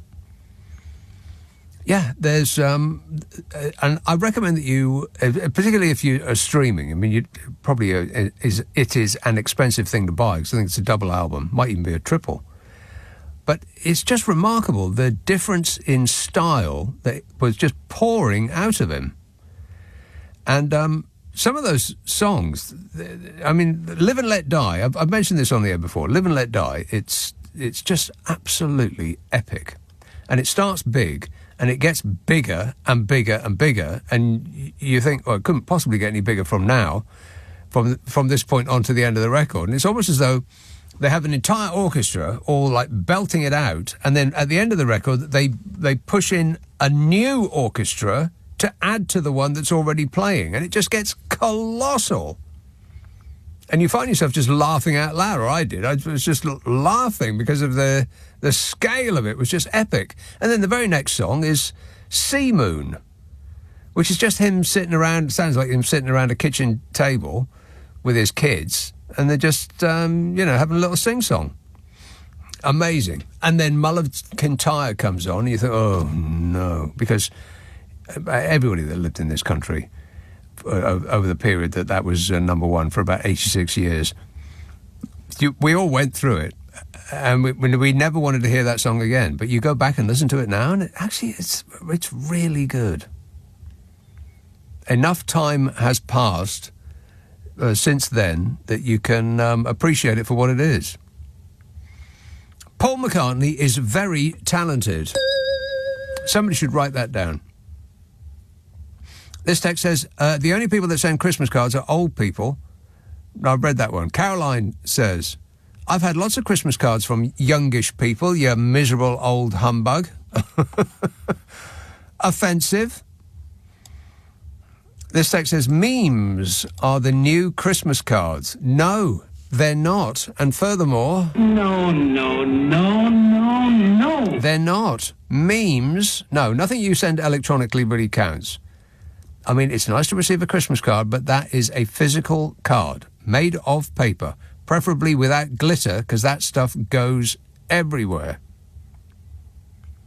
But I do think their days are numbered because kids just don't write anymore. They don't... I mean, introduce them to a pen and they will wonder which end to use. No one sends cards anymore under the age of about 50. This text says, I'm not old, and I've sent Christmas cards after many years, so don't be ageist. Well, what does that mean, I'm not old? What is not old when it's at home? You really need to give me more information. Let's see now. Grangemouth. Keith. Hello. Keith. Yeah, well, I just come on to say there was a woman was on before me, obviously before me, and she was banging on about the SNP. Yeah. It's a well-known fact that Westminster give the SNP so much money that they don't know what to do with it. the oil is running out. Well, for all this thing about the oil should be back in the ground where it belongs because people are driving electric cars. We're supposed to get our energy from the sea and the wind and the sun. Yeah. We don't need it. We don't need Scottish oil. No, it's running out. It should be back in the ground where it belongs. But you had... And anyway, if the SNP were so good, why did they go from 48 seats to 9? It's because the people of Scotland are fed up with a racist party, and the racist party is the SNP. Right. What do you mean by racist? I don't really want to get into this, well, but... I went down to London in May, and I went down to London in September, and I said to the English people straight, we actually love you, we adore you, we want to be part of the UK. Right. Were you drunk? Were you drunk at the time? I've said to some radio stations before, we are quite happy. I'm a Brit jock. We are quite happy to suckle on Mother England's ample bosom for the rest of our lives. What a vivid picture you paint there, Keith. We love the English, we love the Welsh, we love the Northern Irish. We are Northern British. Right, what's wrong with having 4 countries all looking after each other? You're spreading the love. Putin won't go to war with us because spreading the love we are too strong. Thinly. We are too strong an army for Vladimir Putin. But if we had a stupid little Scottish army, we'd be a target. Right. Okay. You seem agitated, Keith. You know, what with all that love that's flowing through you. You're a little bit too agitated. But I appreciate the call. Thanks a lot, mate. 0345 6060 973. He loves everybody, which seems, you know, a little indiscriminate. But it's in him, and it has to come out. The love. Waz in Derby says, Nick, I've just got back from New York and I wanted to give everybody some advice. Don't go. It's chaos, he says. It's chaos? Well, isn't that New York? Isn't that what it's known for? It's chaos. And cold at this time of year, I would imagine. And New York in January was probably the coldest place I've ever been in my life. We went about, 20 years ago, something like that. The place I was working for took us to New York for the weekend, which is a terrible idea. I mean, you recover from the flight just in time to get back on another one to come back. I wouldn't do that again. But, yeah, I mean, it certainly was the first time I went, the most exciting place I'd ever been. And that was in the summertime in 1978, when it was still very, very, very dangerous. So dangerous that the place that I stayed at, which is on the border of what they call Alphabet City, which is probably an incredibly expensive place to stay now, but at that time it certainly was not. The guy at the desk said, when you leave the hotel, don't turn left. Only turn right. I woke up one morning and the police were in the hallway. I don't know whether the guy opposite me died or there was something pretty unpleasant that happened there. So I made my excuses and left. Went across the street to get one of them all-day American breakfasts. Giving it away, they were. 0345 6060 973. Let's have Sam Batch. Hello, John. The old lady who's being sent back to jail. Yeah. It's not what I wanted to speak about to begin with, but a letter was signed by Timpson, you know, the shoe seller, telling her, I'm sorry, mate, but you can't be changed anymore. You're going back to jail. Your clamps are too big to fit your wrists, so you're off. And what's this got to do with Simpson, the shoe seller? He wrote a letter. He signed a letter to send her back to jail. Is that true? I believe so. Yeah. And because her wrists aren't big enough. Yeah, I mean, because her wrists. I mean, yeah, I don't think he said that in the letter, but yeah, good. It's funny, but it's not funny. It's not funny, no.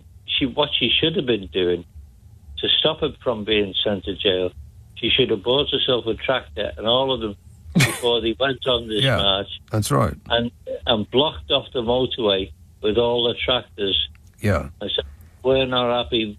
If you're trying to save lives, then you will go to jail. If you're trying to save money by not paying the same tax as everybody else, then you will go to the House of Lords, and you will be rewarded. Yeah, there's a picture of her. She looks like a nice lady. Just Stop Oil activist, 77, faces jail recall as wrists are too small for an electronic tag. Well, get her a smaller one, or just don't bother with the electronic tag, for crying out loud. She's 77 years old. Don't bother sending her back to jail. Correct, Amundo. Mr. Timpson, you're all for rehabilitation. Well, doesn't it apply to 77-year-olds? Well, maybe not this particular one. I'm trying to find the part in this story where it says that he was responsible for signing her. I don't think he would have responsibility for signing her prison sentence warrant, whatever it's called. Would he? I'm sure it was on telly. Oh, here we go. It's beyond absurd. I've gone straight to Prisons Minister Lord Timpson about this case. This is completely disproportionate and not good use of stretched resources, says Carla Denyer, MP. Well, there you go, because she's their MP, isn't she? Yes, this is a disproportionate crackdown on climate protesters. It's clear that Gay, the woman's name, poses no threat to her fellow citizens. The Ministry of Justice and Serco, which... Oh, God. Do I really need to read any more? No, not really. They said they're looking into the issue. Oh, well, that's great. They're looking into it. We can relax now. Are they going to send an armoured vehicle out there with a little window on the side and say, get in there? Yeah, but she'll be too thin for the bars. She could just walk straight out. So that's out. And what I really wanted to speak about was the lack of the silence about the water, the bills going through the roof. And I'm amazed at the British public they've got nothing to say. I know, it's just absolutely remarkable. The most precious resource that we have, without which we would die, and if we refuse to pay for it, we would go to jail, is being run as a monopoly by companies who have racked up debts of an unbelievable amount on the assets that were given to them, and they have given the money that they borrowed to themselves, and are now telling us that what they should have been doing for the last 30 years is what they will intend to do in the future if only we pay them more money.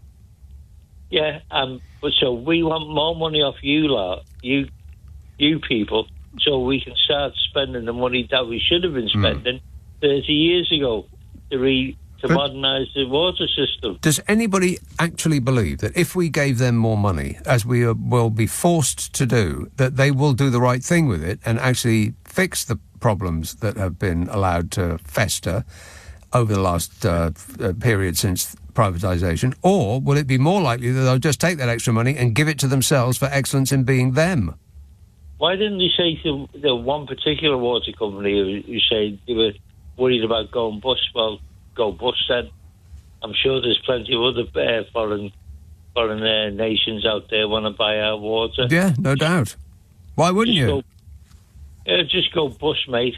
We'll always get somebody else, because we're too stupid to do it ourselves. Apparently, yeah. Here's your regular reminder that we are the only country in the world that has ever sold off all of our water. Nobody else has done that, just us.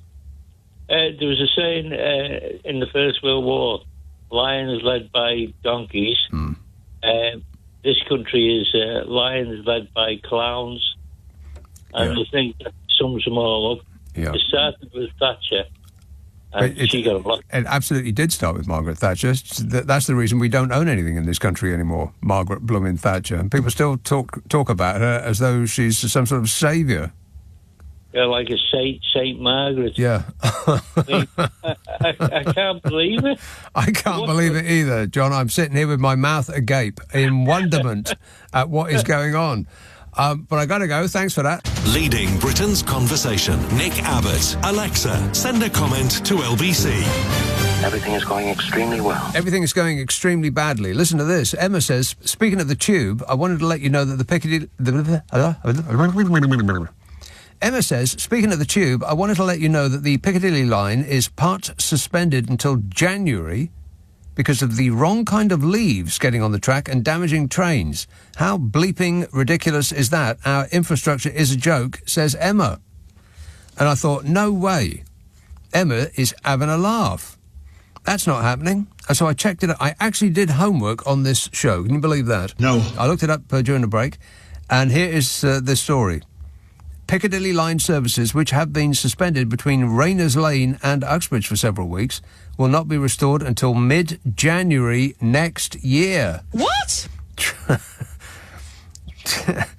Transport for London also says that it will have to operate a reduced Piccadilly line service between Acton Town and Rayners Lane, with trains running approximately every 15 minutes throughout the day until mid-January, also known as not frequently enough.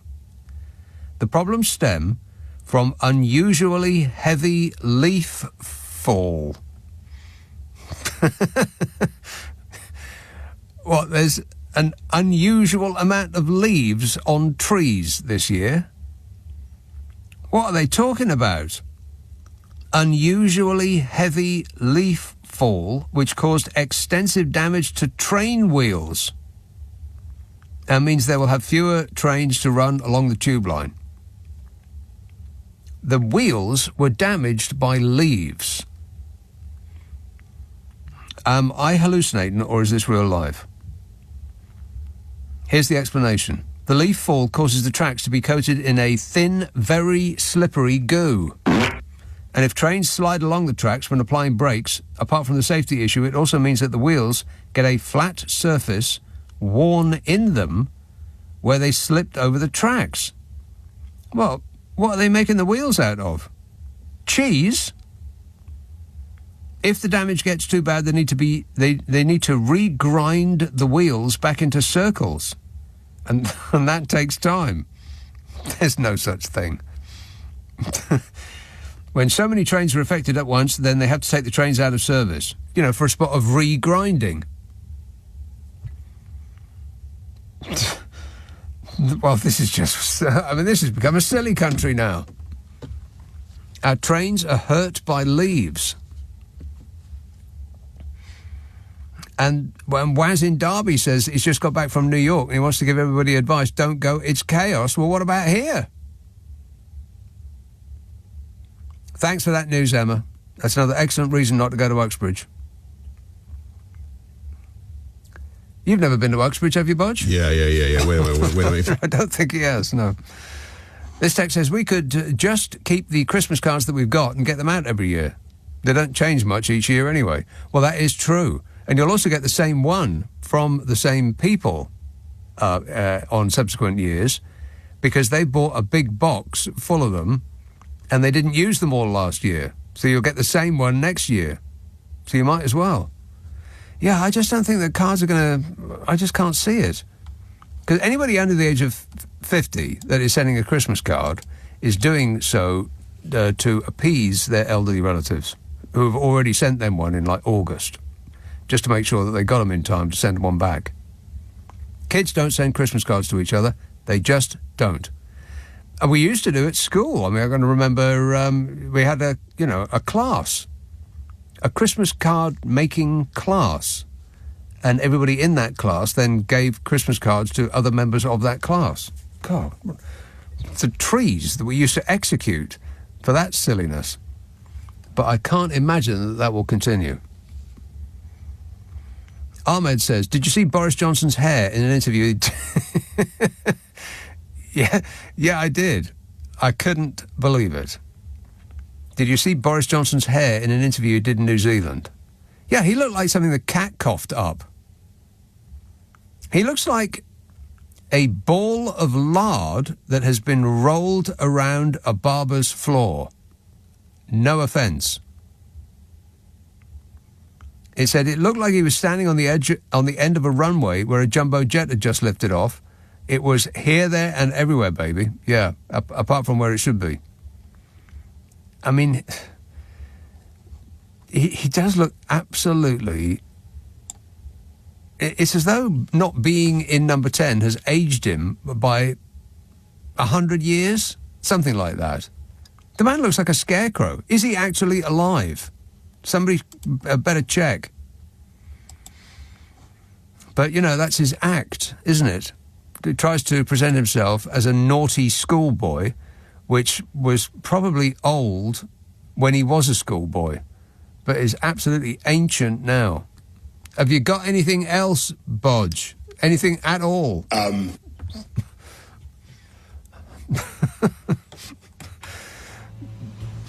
Yeah. That man was in New Zealand trying to persuade people to buy his book. That man. The great big greedy nincompoop. The great big greedy nincompoop. Just say no, New Zealanders. Put him in a boat and push him out to sea. You can thank me later. 0345 6060 973.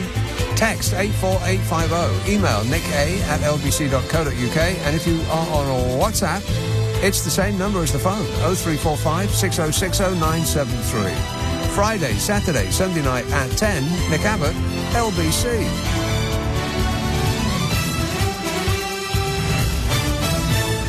On your radio, on Global Player, and Play LBC. Leading Britain's conversation. This is LBC.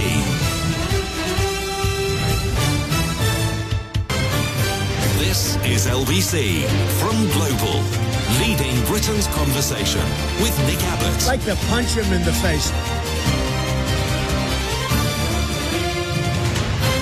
You're wondering what it's all about, and I can't tell you because I don't know myself. Mostly it's about Christmas. Sue in Swanage says, have you had your Christmas lunch yet? You usually have it early. Yes, I have. Ooh, it was so yummy and enormous.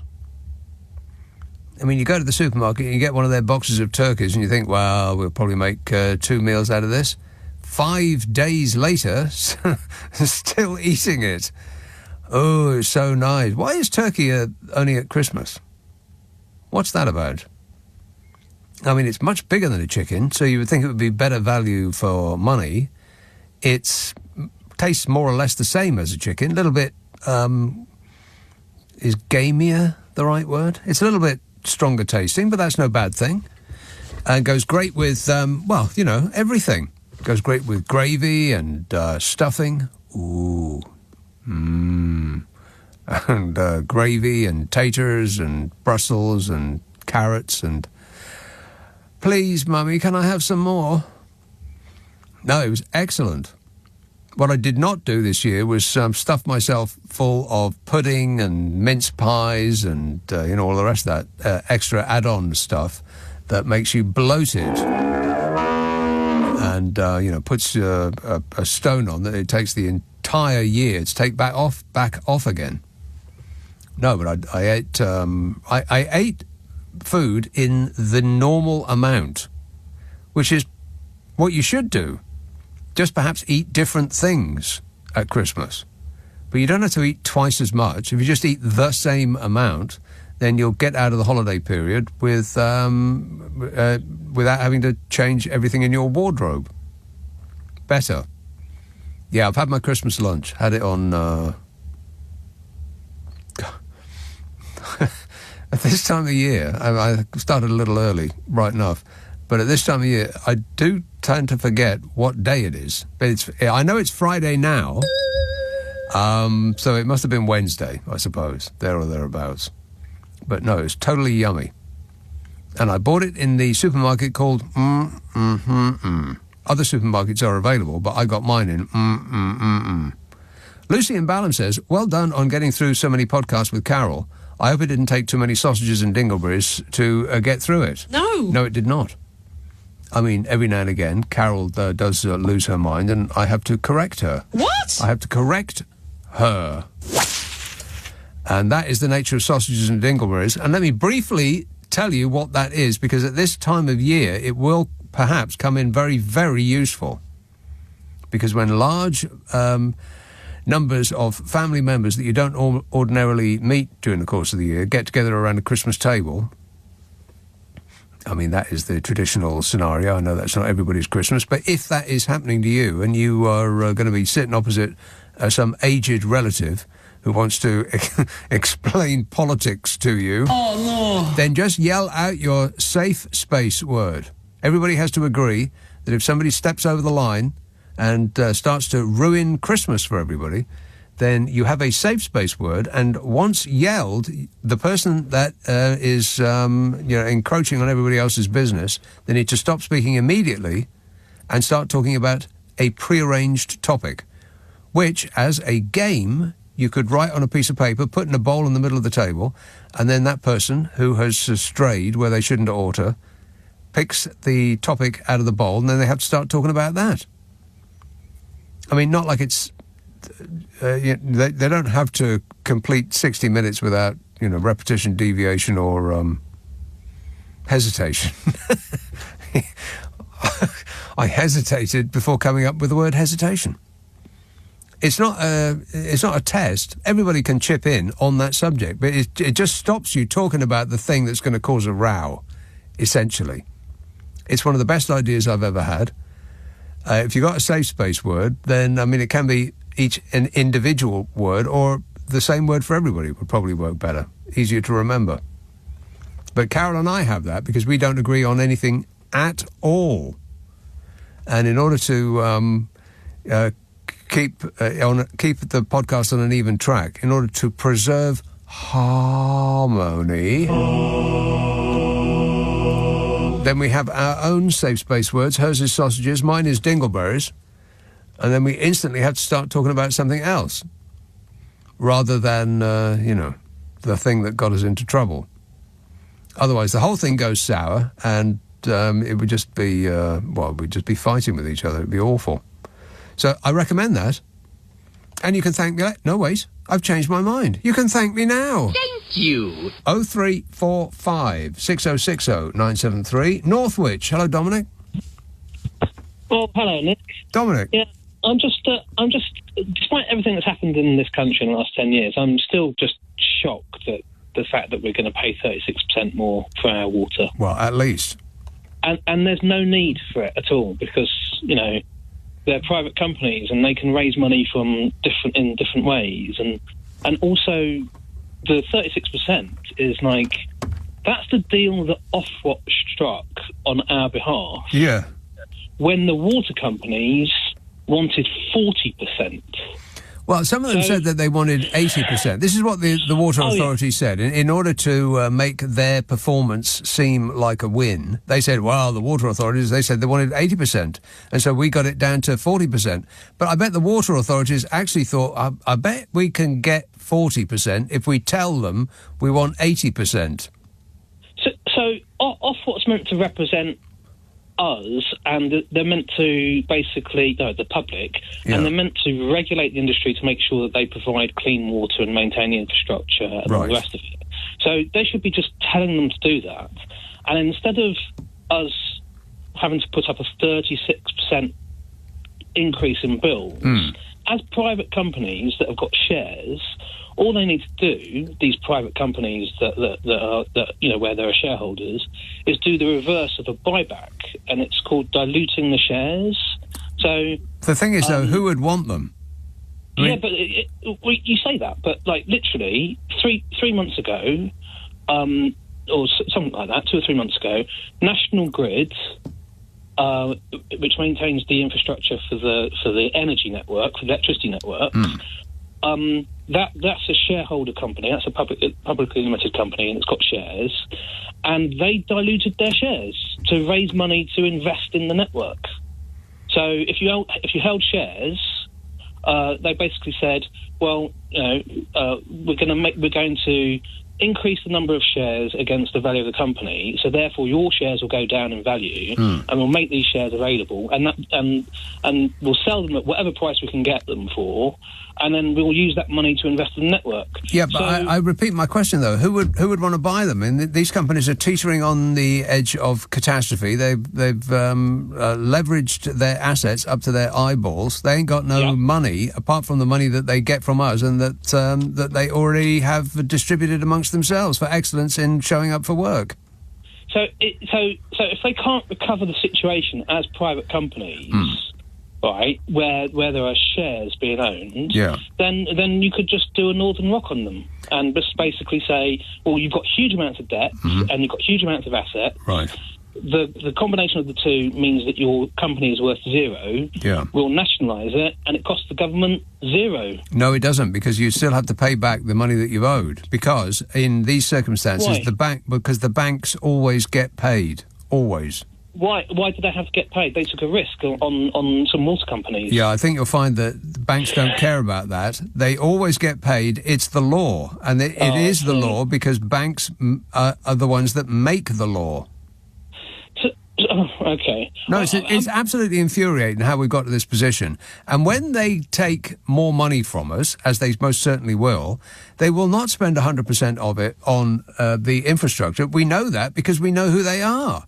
They will take, and they've already told us that they're going to do this, which is the incredible part. They're going to continue paying dividends to themselves. It's absolutely incredible how there aren't vast numbers of people in jail right now. Because if you or I went to our local river and we poured poison in it for an hour, never mind about millions of hours, then we would be in jail, Dominic. But they don't go to jail; they get bonuses. Yeah. Okay. Well, I don't understand. So Ofwat needs to be disbanded completely because they're not doing their job. Yeah. They're not doing their job. I think something like 2/3 of the water companies have on their executive boards people who used to be in the watchdog. Right. Let that sink in for a moment. Yeah, or float. Like everything else on the river and on the sea. Yeah, exactly right. Yeah. All right. Don't get the water on your shoes, Dominic. No. All right. Thanks a lot, mate. 0345 6060 973. Yeah, if this was happening in France, people would be hurling paving stones through windows. But because it's happening in this country, people just shrug their shoulders and go, oh, well, mustn't grumble. I'm not suggesting that you hurl paving stones through windows. I'm just saying that it's the difference between us and the French. And what we have allowed these people to get away with, I mean, it's not just those people, what we have allowed successive governments to just sell out from underneath us, everything that used to be ours, in the pursuit of a short-term profit, none of which reached us, by the way, did it? All the money that the Tories made selling off our water and our electricity and our gas and our telecoms and all of the rest of it, none of that money reached us. Where did it go? I mean, they sold it to us, or they sold the idea to us, as beneficial for the great British public, didn't they? As though it was a game. Psst, tell Sid. All that nonsense. And their favourite investor companies came along, swept the whole lot up, made a 50% profit overnight, because the companies were sold at a massive discount, debt-free, and something of the order of £75 billion later, money that they have borrowed on the assets that we gave them, and they have given a similar amount that they borrowed to themselves. God, they must wake up laughing. What mugs we are. It's amazing. Anyway, never mind, eh? 0345 6060 973. Adrian emails, it's the time of year, so let's spare a thought for those poor shop workers who have already had to endure hearing Fairy Tale of New York 10 times a day since the start of October. How can they stand it? I don't know. It would drive me mad. I mean, Christmas tunes I quite like, but, you know, there's a limit.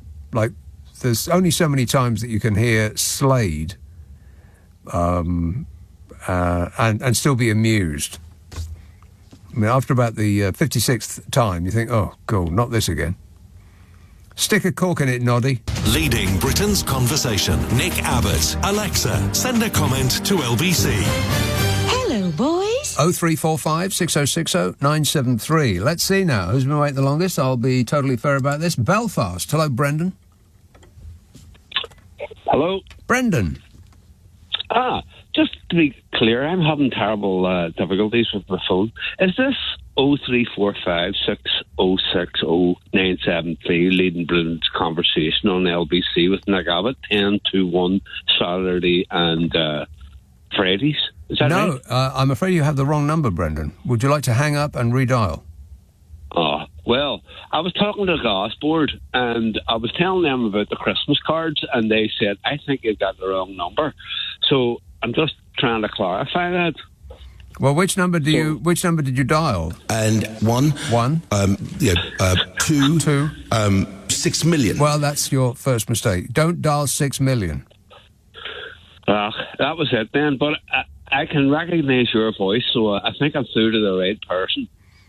Well, anyway, let's Christmas cards. Carry on Christmas and find cards. out. Yeah, Christmas cards. Rubbish. Total rubbish. I mean, well, they biggest quickly do become rubbish. That is true. Can you imagine if you put them all together, the mountain of useless paper that we chew through? Can you imagine we didn't have them in the first place? How many trees we would have? Yeah, loads. About right. Hundreds. So, but listen to me. Like, you keep, every time I talk to you, you talk more than me. And I'm the caller. I'm the caller, Nick. Right, okay. Call away. Because I won't say any. I don't ever ring during the A to Z, though I'm looking forward to it. I love it every year. Yeah. But I never ring. Why not? On that.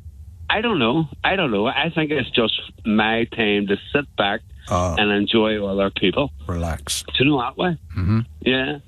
And in between your show, I would listen to Classic FM at this time of the year, and it's wonderful. It is. It's so Christmassy. Yeah. No. I think that this is my favourite period of the year with Classic FM. I mean, ordinarily it's just delightful and relaxing, but Christmas, it really comes into its own.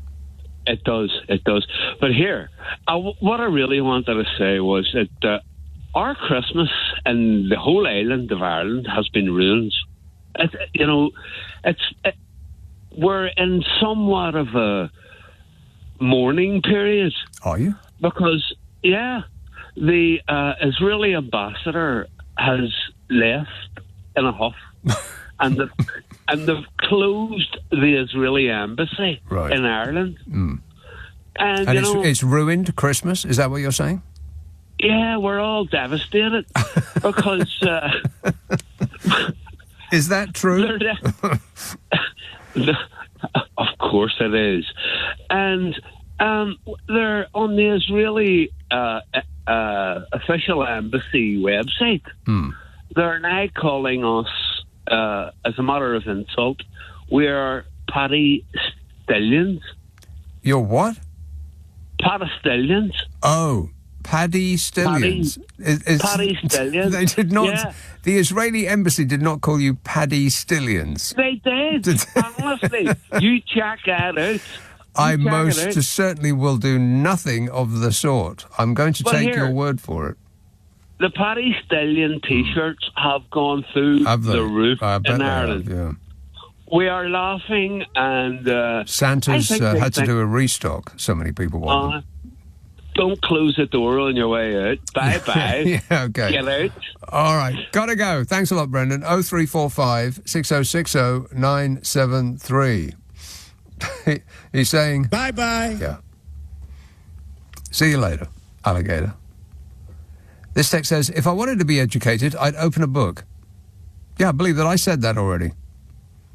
Adrian in Enniskillen texts, Dear Nick, as regards the Asteroid situation, we are woefully unprepared since grocers no longer supply brown paper bags, which are essential to cover yourself with, along with sprinkling vinegar over yourself and kissing something goodbye. I am positive that plastic bags will not afford the same protection. I have absolutely no idea what you're talking about. Brown paper bags with vinegar? What's that? Is that a method to protect yourself from radiation, which I don't think we're in danger of if the asteroid slams into us? It's not the radiation that will kill you.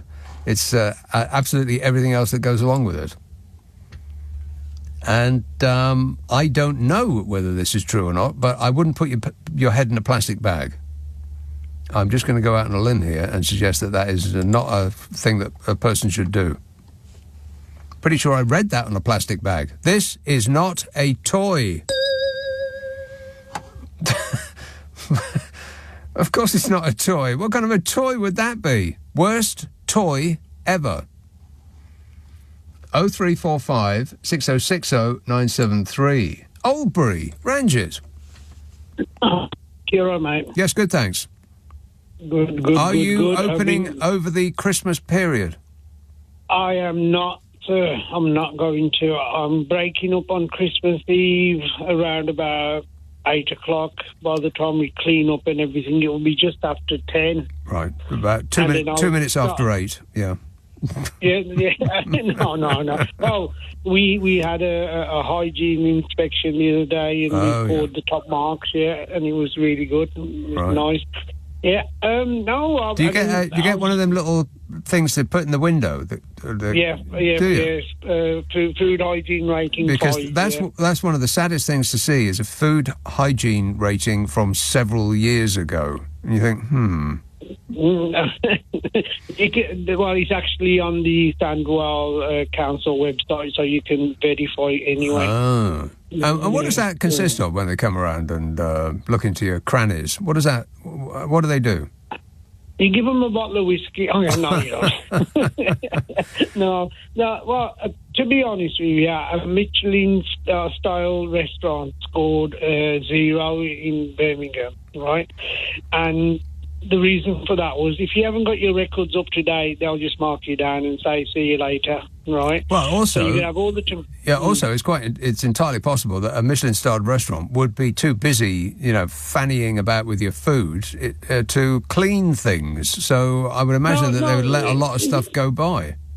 No, it was clean. Everything was clean. And if you haven't got if you checked your temperature, say, on your pies and it was 74, you've got to have it written down somewhere, right?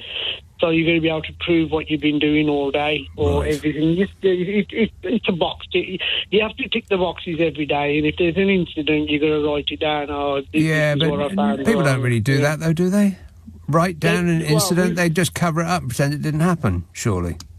The thing is, if you knew what was happening in the kitchen in a restaurant you were eating in, you wouldn't eat there. You'd get up and leave, wouldn't you? Well, no. Yeah, sensible people. You've actually got the right. Say, look, listen. Before I eat, can I just pop into your kitchen and your food preparation area? And they can't refuse. Well, they can refuse. Yeah. And I've never even thought about doing that. Has anybody ever done that? No. No one's done that. Walk into a restaurant and say, "Can I see the kitchen?" I've done it years ago. Have you? And. Well, what made you do that? You must have been suspicious that they had something untoward going on back there. No, I just thought it just come into my mind. I said, mate, we come to eat, right? Do you mind if we come and have a look in your kitchen? And he says, yeah, you're quite welcome. We had a look and it was okay. So we still had to say, yeah. Yeah, I mean, for that reason, I quite like those kitchens that are in the room that you're eating in. There are open kitchens. Open plan. Yeah, so you can, keep your eye on them, see if they're actually, spitting in your soup. No, oh my God, no. Anyway, let's not go there. They check and make sure. I mean, you know what? A few years ago, we had some shelving on top of the potato bags, yeah? Oh, yeah. And the lady came, she goes, really, to be honest, she goes, those shelving you got on, it needs to be painted. I says, why? I said, because we're storing trays in there, which are in boxes, and inside the boxes is trays covered, in plastic bags. Right? She goes, well, a splinter might fall off and fall onto your potato bag. I says, okay. I says, have you ever had a look what's inside a potato bag? Right, there's potatoes with, all sorts of things coming out. Disgusting. Yeah. I said, so we put them through the rumbler, right, which takes the peel off, which gets washed at the same time. Then we chip them and wash them again. The rumbler. Then you kind of, it's like sandpaper on the inside. It's like a big machine, yeah? And I said, she goes, listen. She goes, I'm not being funny. I've got to put down something to say that I was here. I said, oh, okay, thank you. She goes, you got your 5. She goes, the next time we come, we want that painted. I said, okay. They've got to do it, though, Nick, to be honest. She wants the dead rat in the fridge gone. Don't say nothing about that, mate. Listen, seriously. I mean, look what happened to that Gerald Ratch. Remember when he says about his jewellery store and they went bum. So you've got to be careful what you say. Had nothing to do with rats, though. But anyway. No. Yeah. And I was watching the news channel the other day, and Putin was making his speech here, and the translator says, "Oh, that man from England, the one with the funny hair." Right. Not Ken Dodd. No, I think that was the way he referred to Boris Johnson. Yeah. Right, and I thought to myself, and Boris Johnson goes around the world pretending he's this, and then this is what other leaders, right? Whether you like Putin or not, but I thought that was quite funny.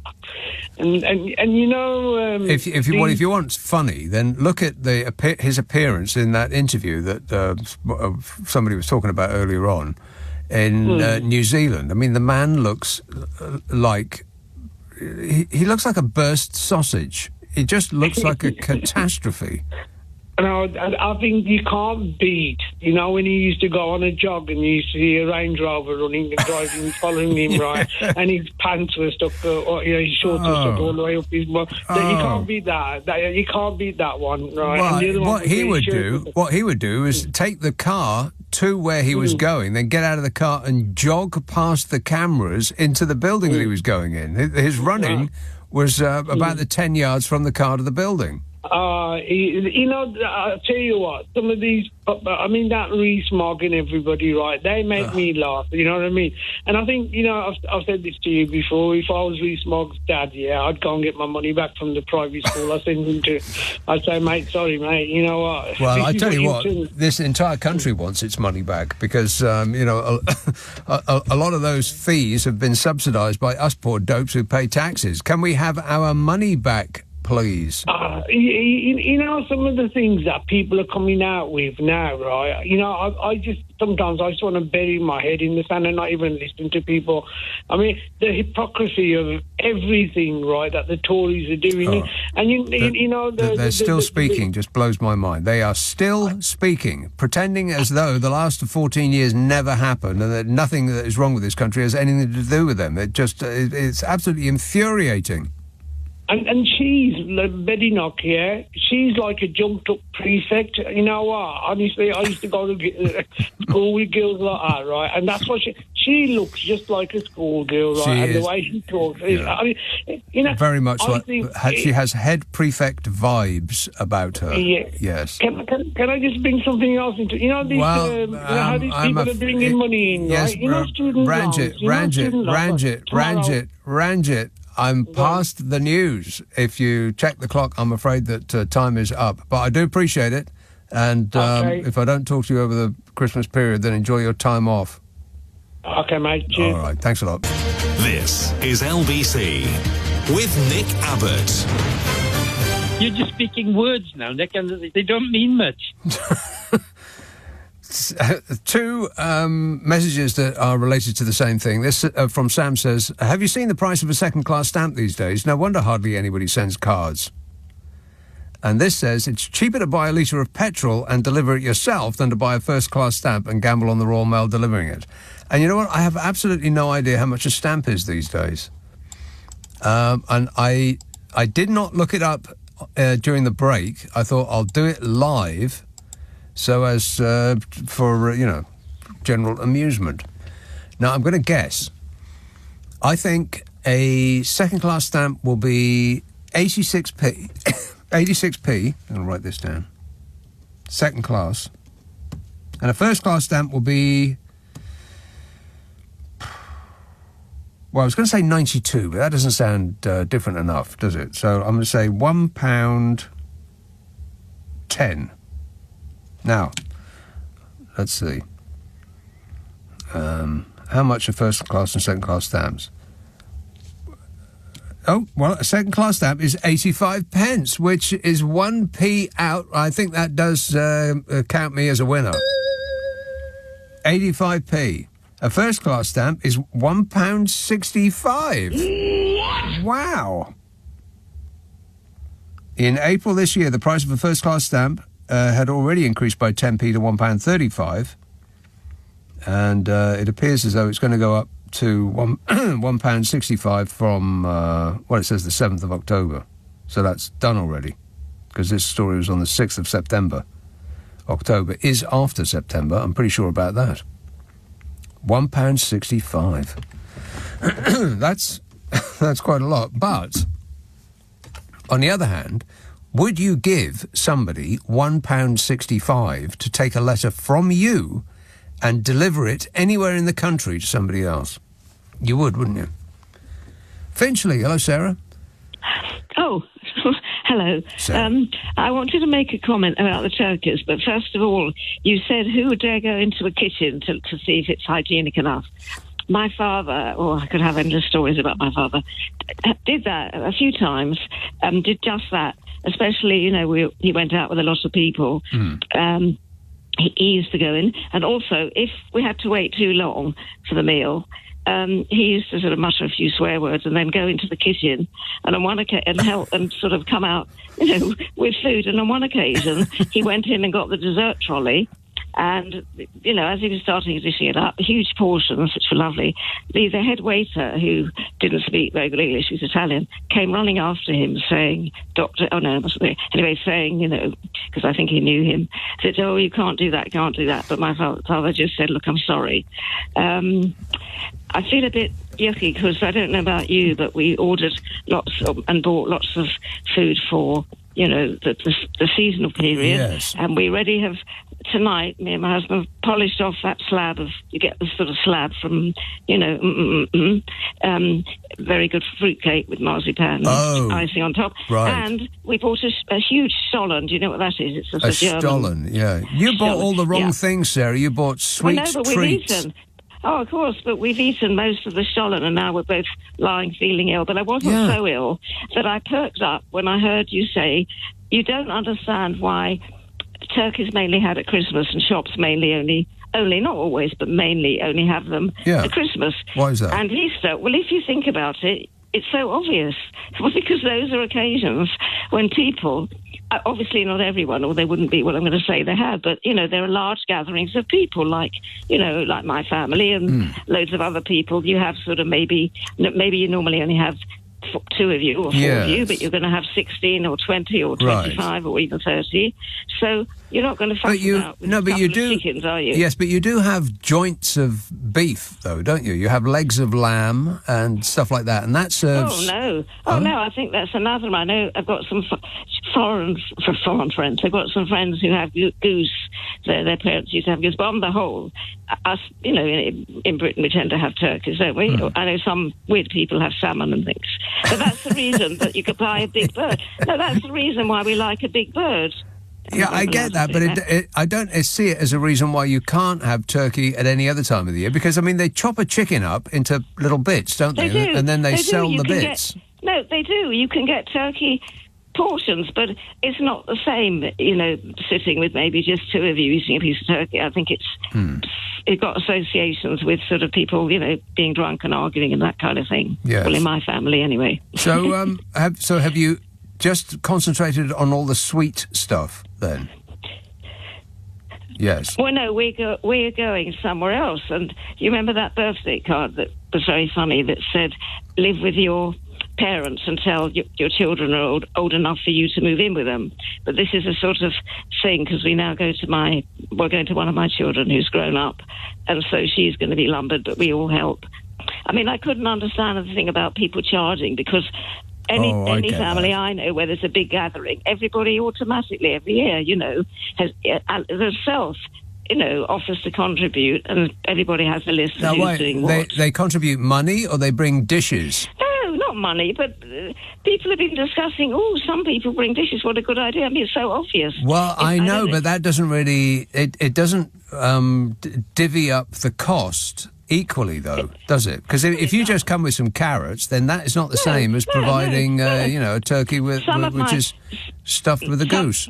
Some of my family who are regular callers might be listening. No, not at all, because, if whoever's going to have to buy the turkey, people, go contribute towards that as well. In the end, it works out fairly. And even if the people having it are just hosts and have to lay the table and buy the serviettes and things, it still costs a lot of money. I mean, it costs a lot of money, and I'm sure everybody, contributes, don't they? We all go on a spending frenzy, like money is going out of style. Yeah, I think we're going to rein it in a bit. If you eat too much of those, you think, I don't know if you find mince pies is something which I can't decide if I hate them or love them. I haven't had any this year. I've really avoided all that sugar stuff, because that's what kills you. Yeah, and it also makes you feel yucky, because if you think, I haven't a Christmas cake and mince pies and stollen and all this stuff. Christmas pudding and all that stuff. Yeah, even if I don't like it, if you binge eat it either before Christmas or at Christmas, and then it gives you a horrible kind of heavy sickness that you don't get. Yes, exactly. And nothing in your wardrobe fits you anymore. And you eat too much. And in my family, come 5 or 6 o'clock, there's also a menu of people who bring for the supper, and there were only a couple of people in my family. We used to admire them, and it was so frustrating because we weren't hungry enough to eat the gorgeous buffet of sausage rolls and smoked salmon and everything else. I had a couple of family members who managed to eat, they did their best. They managed to eat quite large suppers, about 4 or 5 hours after the main meal. It was completely unnecessary. I mean, we just gorge ourselves like... and then everybody has to go back home with doggy bags, of leftover sort of... And nobody wants it. They say, no, give it to so-and-so. Give it to the dog, yeah. All right, thanks a lot, Sarah. Cheers, my dear. 0345 6060 973. Yeah, we should just rein back on the gorging. People just eat way too much. Because we just get hysterical. The choice that all this interesting stuff that suddenly the supermarkets are full of, and we think, I'd like some of that. And, I want some of that. And almost all of it is very, very bad for you. The cakes and the puddings and the pies and the... Ugh. I mean, you just might as well just open your mouth and just pour a bag of sugar in. No, stick with the meat.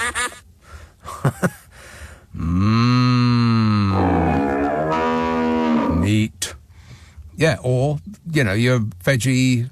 eco-woke bake, or whatever it is that you have. I used to have those at Christmas in the 20-odd years that I was a vegetarian. Nut burgers. They can be very, very tasty.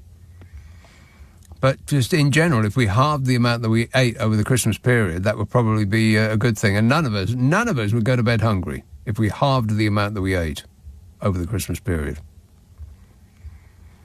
This says, Nick, if you have a problem finding something special for your 300th episode... That is the one that I do with Carol McGiffin. Oh, right, yeah. Maybe send an email to nickandcarol@global.com and see if they can help. That's a good idea, ain't it, Carol? No. Yeah, I might do that. Dear Nick and Carol, please help me. I need your help. That's a good idea. Durham, Tony. Oh, hello. Tony. Hi. Yes, Tony. Yeah. Am I hearing different adverts on the phone to the ones I'm hearing on the radio? Yeah, quite possibly, yeah. I thought so. That was very weird. Oh, I know. Anyway, I was going to talk about banks, but before that, I've got a present for you. You do? I do. Did you keep the receipt? No. What if I don't like it? I think you'll like it. Well, thinking and being is two different things entirely. Well, you'll just have to live with it. Well, already I don't like it. All right. Well, basically... Yes? Someone has just sent me a snippet from a newspaper from 1999. Right. That says... it's a little cartoon. Says, if President Trump dies, what's the line of succession? And the other guy says, Vice President Oprah, Speaker Leno, Secretary of State Cher, and Jerry Mathers as the Beaver. Who's Jerry Mathers? I have no clue, but I thought you'd like it. So this was from 99. 1999. This is one of those things where they say that the Simpsons predicted it. Exactly, yeah. I mean, they've got it right on the money there, haven't they? Well, that is spooky. I know. Which publication was that in? I actually don't know. It says it's by Mike Keefe. Oh, the Denver Post. Sorry, the Denver Post. There it is. I bet it was one of those cartoons that is syndicated, in much the same way as Peanuts is syndicated all over America. Each town will have, its own Peanuts or Garfield or whatever it might be. I bet it's one of those things. It probably wasn't done by a cartoonist at the Denver Post. It would be some guy beavering away in, well, it could be anywhere. I bet, yeah. Anyway, I was going to say, on the bank thing, on the water thing. Right. Yeah, everyone keeps saying we can't renationalise them. I'll preface this with I am thoroughly refreshed, so I might be completely wrong on all of this. Right. But, yes. But I understand that Iceland is or was much better on the banking crisis many years ago. Yeah, absolutely. Because rather than just, laying them off with, hey, your banks, you must exist. Yes. They just prosecuted all the bankers who did the bad stuff. They went to jail. Exactly, yeah. So if we can do that, well, they can do that for bankers, and that made them the best economy on all that, why can't we do that stuff with our water? I couldn't agree with you more. It's not a bank. If you and I were polluting rivers or we were putting poison onto the seashore, we would go to jail. They would fine us into a black hole in space, and then they would put us in jail forever, wouldn't they? Banished to the shadow realm. Exactly. And, but these people are getting away with it year after year after year after year and making vast sums of money poisoning our waterways. I mean, that's absolutely incredible that we've allowed that to happen.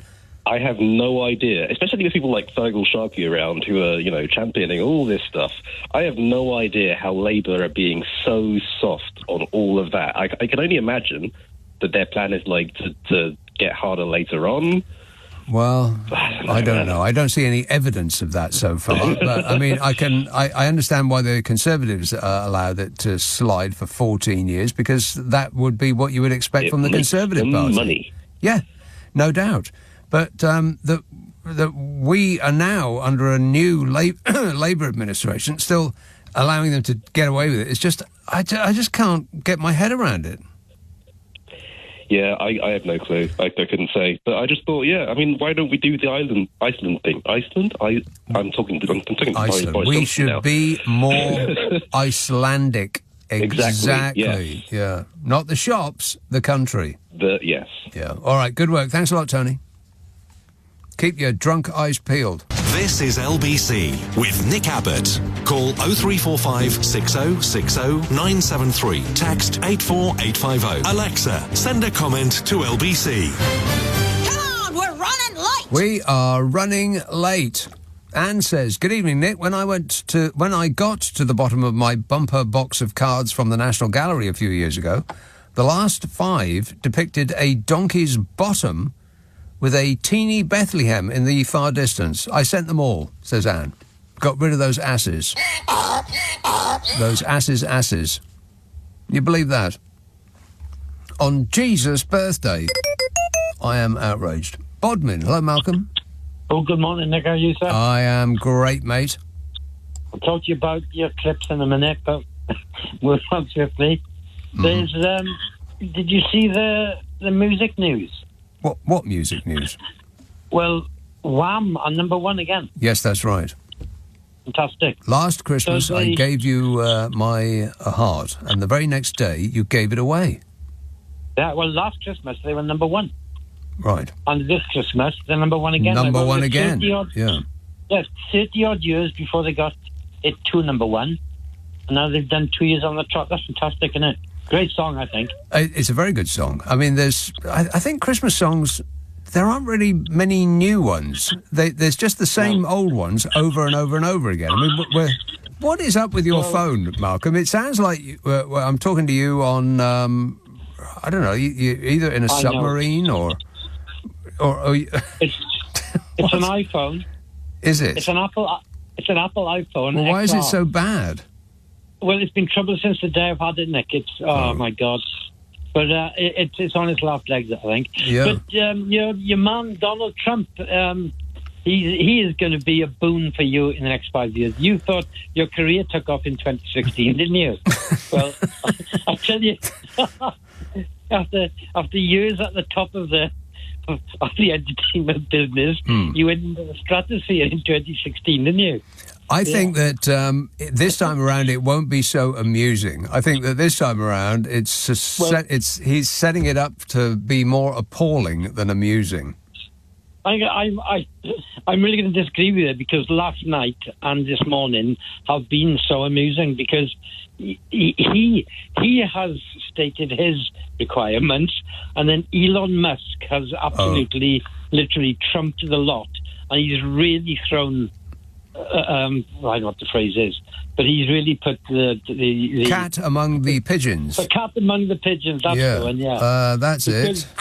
Yeah, but they got it through, but it's done so much damage. I think one, although they don't know it yet, to the Musk-Trump relationship, and 2, I think it's shown that Trump isn't all that he thinks he is with the Republican Party when push comes to shove, I think. Yes, well, it's an indication that all is not happy in paradise. Right. Yeah. And I think the relationship between him and Elon Musk is going to be interesting because they are 2 people who are used to getting everything they want without question. And so they're not going to be able to do that with each other. One of them is going to have to lose. And I would imagine that the bigger, what's a polite way of saying psycho? the most unhinged, the person who would be willing to go the furthest in order to get his way, I think is going to be Donald Trump.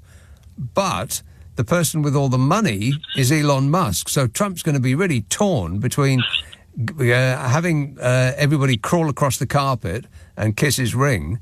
And on the other hand, he's going to be doing the same the other way because Elon Musk is just going to be putting pound signs up in his eyes.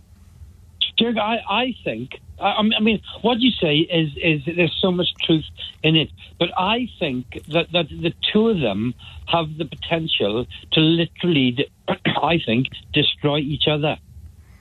I think in a very short time. In a fit of pique, Yes, they could both make each other look very, very silly.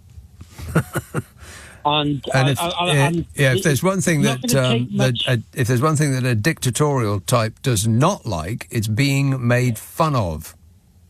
Who are you talking about now? Both of them.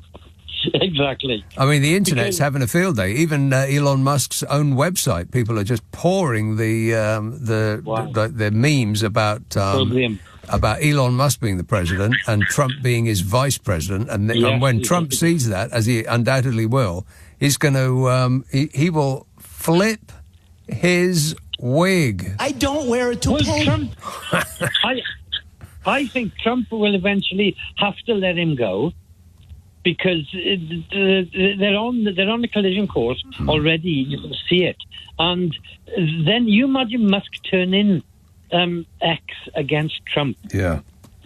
And then it's going to be, it's... that's going to be fireworks. It'd be nice, hopefully we'll be safe 3,000 miles away, but I can't be certain that that's true. Hey, Malcolm, I've got to go, but thanks for that. 0345 6060 973. Tooting, Jan. Hi, good evening. Yes, Jan, Yeah, hi. how are you? Fine, thank you. Well, yeah, fine. I have some inspiring news. I was so inspired when I read it about this, Nick, you probably come across it, but I have two inspiring incidents this week. I'm on this morning, but I concentrate on this thing. It's amazing. This might be the model for running the water. The model for running the water industry. Okay, lay it on us, baby. Listen, this is pioneering co-op set up by West Country commuters to run their own railway stations. And in the thoughts first line, where dreams ignite, crystal blue in the palace bright.